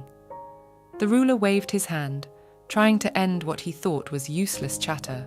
The words were a call to demonstrate his trump card, which the heir had stashed away. He remembered the words of the mage Dolios, that lunatic in the emperor's opinion, who had disappeared as soon as he ascended the throne. Well, he may be insane, but he is the most skillful man in magic and prophecy. All his prophecies have come true to this day, and this one is destined to do the same. The magician was long dead and had left no prophecies. The prince thought so too, but it turned out that all his notes and thoughts were kept by his apprentice, the court healer Hagit. Earlier they spoke of the mana prophecy, mentioned in passing. The healer said that mana is a resource, and like any other resource, it has a total supply that cannot be measured in any way. No one knows how much is left or when it will run out, none other than the mage Dolios. The genius wizard found a way to measure it and learned that at the current rate of expenditure, mana would completely disappear in only about 30 years. Hagit also recalled how the teacher had stocked up on mana stones before his death because he had foreseen her disappearance and prepared for it. The emperor was shocked, but he found a skeptical answer to that as well. The healer is probably too dodgy and wants to live, so he told them all sorts of things. Besides, his words can be easily verified by going to the place he told them about, and finding magic stones is not proof either. But then the purpose of all this mana for one wizard remained a mystery, because he had no heirs. It turns out that this mad magician really did it behind the government's back. The emperor thought for a moment. Only 30 years. The empire is held together by magical control, and without mana, they would face a crisis and then a revolt. People who depend on mana, even for their daily lives, will lose peace, and the world will be threatened.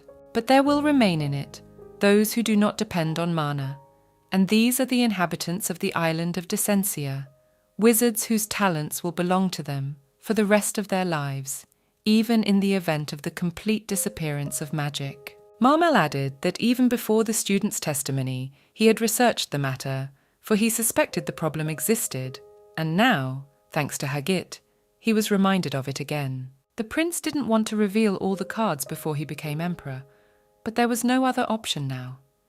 He shared that there was evidence in an ancient language, even before the island was taken over. According to the scholar Ashev, who had dedicated his life to researching the origins of magical power, the very concept of mana came from the name of the island. Another argument was that ancient manuscripts said that the earth was connected to the bearers of its power, the Descensians, and responded to their moods and desires as if resonating with them. Teacher Hagit's notes had confirmation of this. The mage wrote that the mana reserves were rapidly evaporating. No matter how many magic stones he had, eventually there would be none left, and only if that island could be rebuilt could the mana return again once the native tribe returned to the Holy Land and infused it with emotion. In other words, the owners should be given their southern island and left alone. The emperor thumped his fist on the chair indignantly, exclaiming that all this was nonsense and that all the masters should be kept on chains. Only then they would not dare to cross the boundaries of what was permissible. The prince objected that when the mages disappeared, there would be nothing for them to do, and then total control would await them, not the islanders. The ruler agreed, but Marmel felt as if his father didn't hear him, saying that outnumbered, these savages couldn't do anything. That was why the prince never tried to bring up the subject in conversation with his father. But it was too late to retreat. Marmel said then they should not waste the lives of the master all the more. That was the first priority now. And suddenly the emperor recognized his son's rightness. The governor realized that Marmel had prepared much better than he had expected. Now the healer had to be questioned for lying. He said that since his son felt better in the presence of the dream mistress, he had no choice. Therefore, he will spare her until the heir is fully recovered. Taking the golden quill in his hand and the paper, the emperor was about to draw up a new contract for the Dream Master. Besides, the Descensians were still a threat to the empire, but that didn't mean they were useless. Those words only meant that Marmel's plan had worked. The emperor ordered the prince to stay out of these matters, thinking that he was the same weakling who had grown up a bit. Now he was fighting back and looking straight into his eyes. He was interrupted by Marmel, who decided to add a clause on his own behalf to the contract. The mistress begged the newcomer to unhook himself from her, his dead grip on her not to embrace her. Terry was afraid of a slap on the wrist, but there was nothing to do but feed her sweets. Sir Christian came in at the screams and saw the whole ridiculous scene. Every time he visits people in this room, he sees something strange. He managed to free the master, and she stretched and thanked her saviour. She had an appetite, as if she were being guided by a spirit that had died a hungry death. Sonidor said with a calm face that it was necessary to eat even in the face of death, and that if she died hungry, her ghost would not leave Christian alone and would cling to him more than that actor. Christian responded to the master's whims with dignity. He simply ignored them, as he had done before. He was commanded to report to her that the emperor wanted her to come to the palace. It was an order. The knight put down several scrolls with newly drawn-up contracts. Each one had its own scroll. These emperor had deferred judgment, which meant he wasn't going to execute anyone yet. The luck was amazing. Both of them headed forward down the hallway. The girl's face was so frowning from being distracted from her meal that even the knight noticed something amiss. She joked that Christian must be afraid of her ghost, who would surely haunt him after death with that face. Sir Christian didn't appreciate the humour, as expected from such a dry man, and there was no cause for mirth. His Majesty drew up a new contract for each of the parties to the deal. The details were announced in the contracts, so everyone immediately rushed to read them, without waiting for a special invitation. Sonidor thanked Marmel in her heart for her efforts and opened the scroll. The result of the last transaction had been ambiguous. This contact indicated that the topic regarding the resettlement of the Descensians back was postponed for further discussion because the time was not right. However, the importance of masters to the empire will increase from now on. The most talented ones will even be given titles. I'm surprised that this greedy tyrant would do such a thing. But Terry's joy was boundless, for now he was a trainee under the real Knights of Riesel. Sonidor was amazed. So many rights, and all in reality. She had expected some kind of receipt, not this. Then her eye fell on the last clause, which stated that until the Crown Prince was completely cured, the Dream Master was forbidden to leave the palace. As long as he continued to show even the slightest symptoms of the disease, she was not allowed to leave his side. She also needed to be present in his bedroom every night to continue the therapy. It was obvious that it was not the emperor who had written the last one, and the handwriting gave the prince away. Christian ordered them to sign if they were satisfied, but there was no choice. It was an order from His Majesty in the form of a contract. There was no right of refusal for anyone present. The last was that Christian handed all three of them each a necklace that is required to be worn at all times. The necklace is an artifact that has a spell to locate the wearer, and if anyone tries to remove it or destroy it to leave the imperial palace, it will immediately explode. Also, the emperor added that it would burn when the conditions of contact were violated. The girl decided to clarify the time for this assignment. She had 2 weeks to complete it. It turns out that the emperor prepared this contract in advance and initially did not intend to get rid of her, and they intimidated her for nothing. Christian escorted her to the door and said he would be leaving to help Sonodor's assistant and the healer with the move. Next, the girl is escorted by the maid, who is waiting inside the building. She entered a bright, spacious part of the palace, which she recognized immediately, for she had seen it in the prince's dreams. It looked much nicer in reality than in her nightmare. She was interrupted by a voice behind her. They were 2 lovely girls who had been sent to serve Sonodor. From now on, they would be her personal servants. Mistress didn't realize what she had gotten herself into yet. First, she had to clean herself up, and the most disgusting ritual was the tightening of the corset. The maids mercilessly took turns pulling the girl's waist down with ropes while she held onto the mannequin. The pain was unbearable, and it was even harder to breathe, and though no one had ever died from it, it felt like every organ was about to come out. Why she had to endure such torture, she didn't know. A little earlier, the girls had taken Sonodor to the bathroom, where they promised her a rebirth in their hands. After washing her, she was wiped dry and combed properly, styled and given a nice fresh makeup. And after the corset, she felt like a squeezed lemon, just right for the colour of her dress. Apparently, to see the crown prince, you have to go through the ringing process. The tired craftswoman looked at herself in the mirror, unable to tear her eyes away. She couldn't remember the last time she had dressed so expensively and beautifully. The only thing that stood out was the jewellery that the maids had asked her to remove. But Sonodor said directly that if she did, it would explode, and there were no more such questions from the maids. No one wanted to sacrifice their lives for the combination of necklace and dress. Protocol demanded such formalities, even though they were close, and even the maids had to report to His Highness that Sonodor had come to the prince's chambers. No one dared to enter without permission, such was the heir's status, so the girl knocked first, and then informed Marmel, who was sitting at his book, that his dream mistress had arrived. To think that she was dressed from head to toe like a rag doll and had to wait for permission to enter, and she had no right to say anything against it. The noblest crown prince and a powerless dream mistress. There was an insurmountable difference in status that could not be denied.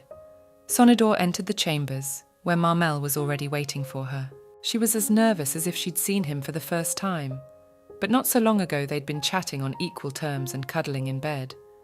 The guy was walking toward her with a sinister face, and the lady could expect anything. But not that after greeting him with a cold expression, he would cover his face in embarrassment and exclaim how insanely beautiful his dear Sonia was that day. Marmel had no particular reason to entrust dear Sonia to the head maid. He only wanted her to get used to the other outfits, for she would be appearing in public with him more often now. The prince wished to formally introduce her to the high society, and it would be disingenuous of him to say he didn't expect her to look so much prettier, even too much.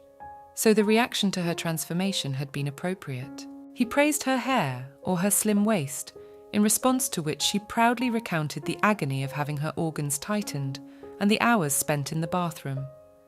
But the result was excellent. Even without all that tinsel, Sonia seemed insanely beautiful to him. It was a pity that she would not understand his words again if he confessed it to her.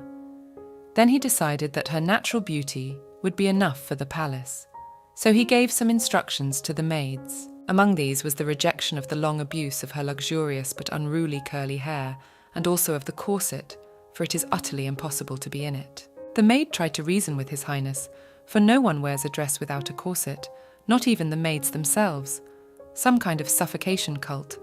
In that case, he ordered his clothes to be served to the girl. Sonador had changed into a large white shirt and pants.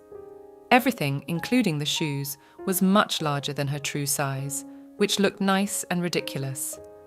The only thing left to do was to wait for her to have her clothes custom made. The servants left His Majesty's chambers, and the prince began to adjust the already large clothes in which the lady had long since sunk. Why they had taken so long to put it together was not clear. With visible pleasure, Marmel rolled up the sleeves of his shirt, touching the girl's delicate wrists. She noticed that the distance was too close, so she asked him to pull away, but for the prince it was simple.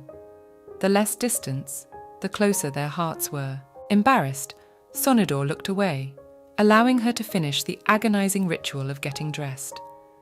She wondered if the prince didn't realize what he was doing. She was not one to judge him, though, since she herself had grown attached to him in a matter of days. While adjusting his shirt, Marmel noticed the necklace and asked where it came from. The girl replied that it was a gift from his father. The prince unmistakably recognized that the necklace had location magic. Sonia added that the condition was simple. If she tried to go outside the palace, disarm the necklace or remove it, it would explode. It needed someone of the rank of Archmage. The prince was seriously worried, but Sonador began to comfort him, saying that it was a small thing, because as long as you didn't do anything stupid, it was no different from a normal piece of jewelry, just a normal precautionary measure. The girl was very optimistic. Marmel skeptically noted that even a hedgehog understood the danger of this thing, but in Sonia's opinion, there was nothing to worry about because she could do nothing. She was interested in something else, namely the last clause in the contract, which was clearly the prince's doing. He smiled, as if he didn't care that he'd been exposed, and explained that, as he'd said, he couldn't see the faces of the people around him at all. So, since the girl now knew his secret, it was her mission to help him, to be near him and describe to him what people looked like and what they had on their faces and other things. He put his hands on Sonia's shoulders and added that he would have many meetings with people, so it would be difficult to remember everything. Also, he hasn't been able to sleep since yesterday, hasn't even slept a wink. He would have gone to a doctor a long time ago, if it were possible to treat it that way. Nothing was working, so he couldn't do without the help of the dream mistress. Having said that, the guy sat the girl on the bed. Marmel crouched down in front of the lady and began to roll up his pants from the ankle, gently holding the leg to even out the length, and admitted that he'd had a lot of sleeping pills today, so there was a good chance he'd fall asleep tonight. He asked the flushed girl to appear to him in his dreams as before. In the meantime, the boy finally looked at the colour of the pant he'd been wearing before. This was what they looked like, and he hadn't even realised it. Without his guide, he would not have known the colour of the shoes or the fabric on which she now sat. Sonador had learned only now that the prince was colourblind and that his world was devoid of colours, but that as soon as something was touched by her mistress, it became colourful. The prince's story described exactly the very first dream Sonador had seen in his subconscious. Everything was black and white, no colour around him, and no faces or heads. He had been seeing the world like this since he was 14 years old. That's why he was so relieved on waking that her head was in place, and admitted that he could only see her face, asking her to stay until he felt a little better, an attachment born of desperation. And she was just beginning to hope. The prince wished that she would not leave his side for a second until he was back to normal. Marmel yawned and went to bed, and Sonia thought about what would happen next. Despair will gradually disappear, and when Marmel's world will regain its usual colours, his life will become much more interesting and rich, and there will be no place for the grey and unremarkable master in it. And if he did, it was unlikely he would want to continue whispering affectionate words of love to her. Sonador rose from the bed, and ignoring the prince's call, stepped back, wondering why she was so disappointed. She was convinced that she didn't really like the prince.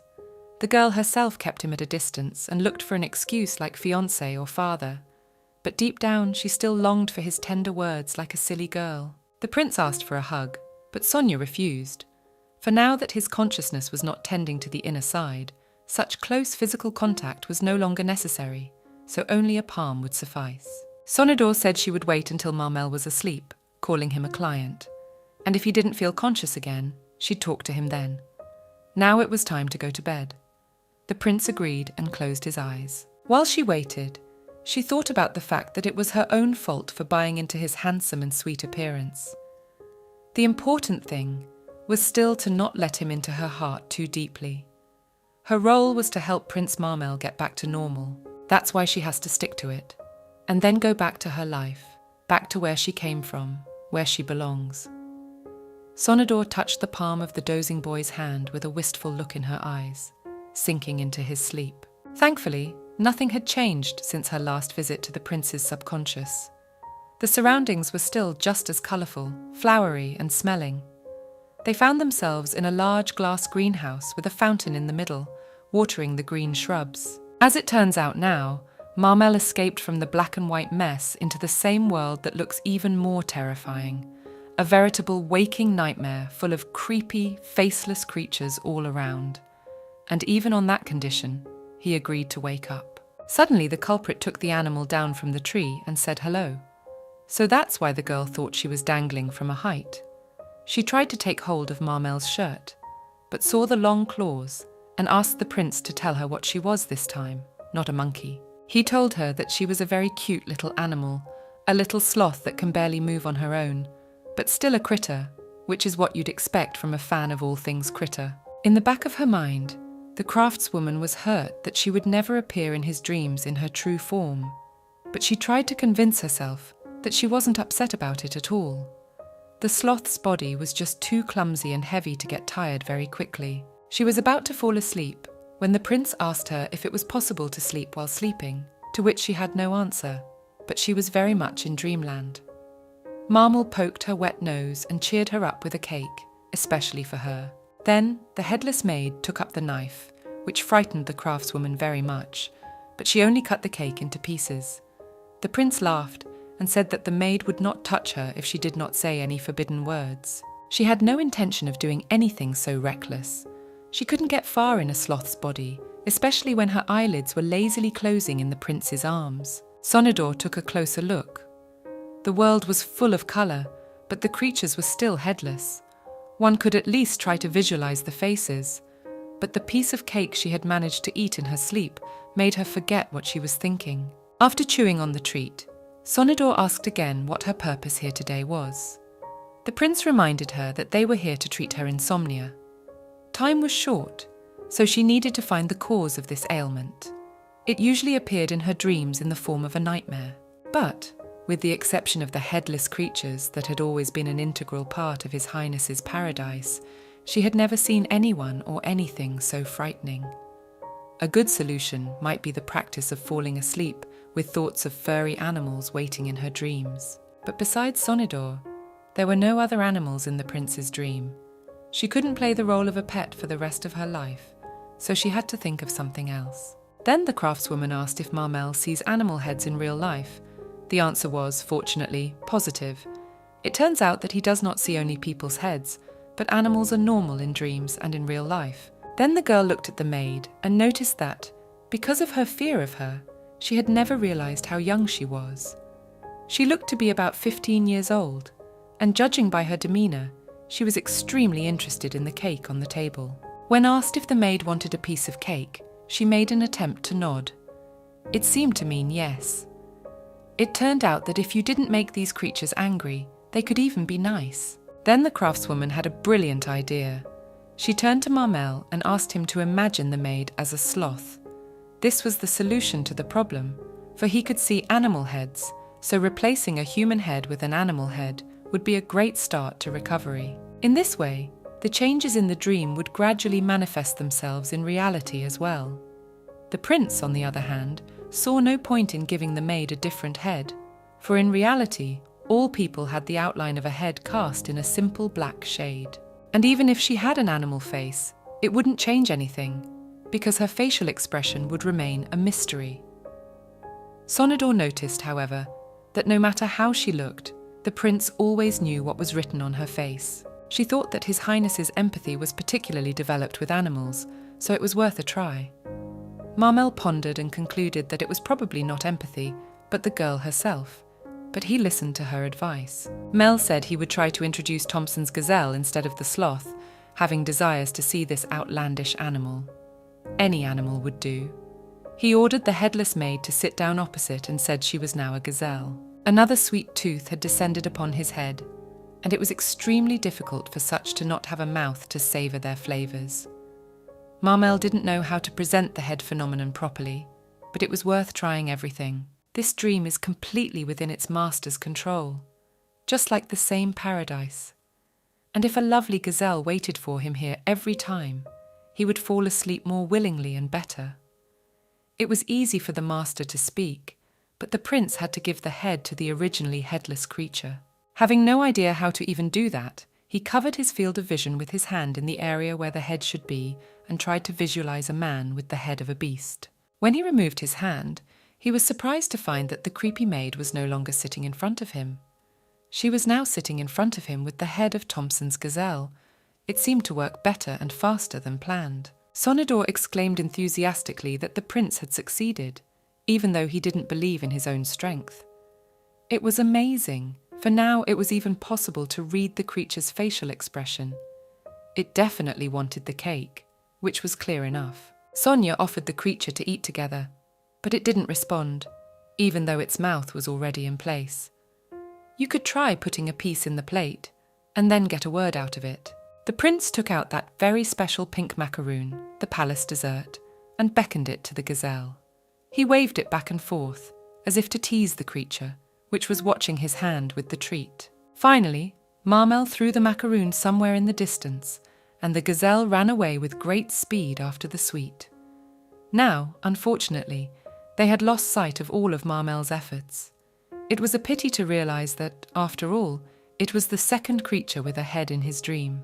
The head, of course, was a happy phenomenon in this dream, but it was still a dream, so what good it would do was not clear only to the prince. The girl, however, was proving to him that he was able to change his vision at will. It was only in a dream, but gradually it would become a reality. The master asked to look at her. He sees her as she is, and it was in the dream world that it all began. But Marmel was convinced that it was only because of his trust in her. But both in the dream and in the real world, he couldn't shake off the guilt he felt from the realization that he couldn't help the people he cared about. He could not shake the guilt he felt at the realization that he had failed to help the people he cared about. And if the reason really lies in the feeling of guilt, it would be better to know the whole truth. Even overlapped memories sooner or later return to their place. But whether the prince really didn't remember anything, or just deceived himself, the girl only wondered. Instead of recognizing that the people he loved took advantage of his trust, he insinuates that he himself is to blame for everything. It's not even guilt, but a real fear that someone will get hurt because of him. But despite his fears, he still wants to believe, so the question of trust is still open to him. Sonador looked into the prince's eyes and sincerely wished that he could see the beauty of the world again, to believe in the people around him, in all those whose faces were still hidden by the darkness, to restore his faith in all that was truly dear to him. The dream broke abruptly, and the prince rose from his bed. He felt for the first time in a long time that he had gotten a good night's sleep, and his head didn't ache with fatigue. Rubbing his eye, he glanced at Sonador, who was holding her head, painfully awake. He noted at once that he hadn't kicked her out this time, but the girl didn't deny it, because today he'd just woken up himself, so she woke up too. Her neck was whimpering and sore from the uncomfortable sleeping position. Marmel said he immediately offered her to lie down next to him, but Sonador said it was wrong, no matter how hard he tried. She asked to let go of her hand at last, but His Highness did not listen and pulled the girl to his lap to help with magic. It was a simple manipulation, so he was able to do it as well. However, he was far from a professional healer. Carefully, the prince began the massage, gradually bringing Sonador to her senses. Marmel remembered what he had been told about her fatigue during the sleep session. She had been so nervous that her hands were sweating, as if she were really overstressed. Then the prince offered to put her to bed, which she refused in great embarrassment, exclaiming that she would fall asleep as soon as she touched the pillow. Marmel laughed and turned away, amused by another reaction from dear Sonia, who seemed nice to him. Later he went to the open window, where a small sparrow flew in. Marmel said that while he was lying in a coma, A lot of things had accumulated, so he would be busy with work for a while, suggesting that the girl follow the head maid to a room and rest there, or look around the palace if she got bored. A bird perched on his finger, as he said he'd be stuck in his office until tonight. And the girl wasn't even listening, chuckling to herself at His Highness's dreamy appearance. While the prince was sitting on the window with the bird, he noticed a familiar carriage pulling up to the entrance. It looked like the carriage had arrived at dawn, and the people had not slept at all. He hastily called Sonidor, who was peacefully drinking tea, to him. The prince threw his cloak over her head and told her to stay, but not to make a sound. At that moment, a familiar figure burst into the chambers without waiting for His Highness's permission. It was someone Marmel had not seen for a long time. Isabella Anderson. Marmel saw Sonidor off and was alone with his guest. Pausing over a leaf of a houseplant, he remembered the words of his mistress about how she sincerely wished him to see again the beauty of the world, to believe in the people around him, and to see the faces that were now covered by the darkness around him. Sonia was too naive for him. It was just such traits that he wanted to correct in her. His thoughts were interrupted by his fiancée's voice, babbling about how glad she was to hear of his recovery, that she had rushed straight to him. The prince, meanwhile, had already taken a taste for presenting some animal head in the place of the missing one. To Isabella, he decided to appropriate the head of a wild cat. And this predator asked if he was angry at her sudden unannounced visit. Marmel replied that it was not that at all, for she had come to see him. The girl noticed that his eyes were also more expressive than the last time they had seen each other. The prince watched with interest as the cat smiled. The prince said regretfully that the worst was over, but that he was not quite well yet, or rather not yet fully recovered. To change the subject, he asked if Isabella had come so soon because of the rumours. The girl had heard all the gossip from her brother, but she couldn't believe it was true. It turned out that she already knew everything, but she kept on pretending to be innocent. The prince leaned back in his chair and said that the rumours really weren't fiction. He was under the curse of dysentery, and though his symptoms were much alleviated now, without a master, his life was still in doubt. Then Isabella blurted out that she understood the reason for that ridiculous order about the official recognition of masters in the imperial palace. Stuttering, she immediately changed her tone and explained that it was good that they were offered the opportunity to dedicate themselves to the empire. She thought it was too sudden to the citizens of the empire. Dedicating himself to the empire, now that is generosity. The prince replied that the masters were the only ones who could help him at the moment, and His Majesty quite reasonably wished to see this matter resolved as quickly as possible. Isabella asked if that red-haired girl was a master then, to which she received an affirmative answer. There it was, the look of a wildcat on the hunt. Isabella used various sophisticated images to get rid of those who passed her eyes in Soviet society. The reason that the prince turned a blind eye to this was his indifference, for he had no interest in her. But this time it was unwise to stand aside. He confirmed that Sonidor keeps it normal and she uses a very rare power. Her Dreammaker ability is the only one in the entire empire. The girl thought that the red-haired lady was obviously fooling the prince with her own strength. To think that she had worked so hard for so many years to become the prince's bride, and now some master from the island had eclipsed her. If her father found out, he would reject her immediately, so she couldn't just leave it like that. Isabella immediately asked if she could borrow it from the prince for a while. In her plans, he had to answer in the affirmative, because he was just a puppet. But surprisingly, Marmel firmly and decisively refused, without even asking the reason, which astonished the blonde. He admitted that he couldn't live without her anymore, and even now he felt the withdrawal sensation overtaking him. It was unthinkable for him to part with her. Isabella seemed confused that the doll was out of control, unable to say anything. She didn't seem to be that smart, if you dig a little deeper. Marmel said that it was 4 years since they had been engaged, and asked if she had any feelings for him. Isabella immediately replied with a smile that she had the same love for him as before, which could not be expressed in words. The girl said such important things so easily. Nothing had changed one bit. Suddenly, Marmel realized that he and she were very much alike, and said that she didn't need to try anymore. With these words, he walked to the piano, as if he were going to play some soulful notes. Isabella seemed even more depressed to him compared to the past. She lived up to other people's expectations, like himself, which would never belong to her in the end, and she would remain miserable, even after fulfilling all the necessary instructions, not her father, Duke Anderson. The girl watched Marmel in horror, saying that she was originally no one's property, and herself realizing already that it was over. She silently endured the humiliation of the words, and could say nothing in opposition to the fact that she had just been caught by the tail. She screamed to herself for the prince to stop scaring her. All plans began to fall apart in an instant. All the labor of 4 years was wasted. Denying all the words inside the girl, the prince coldly told her that there was no room in his heart for her.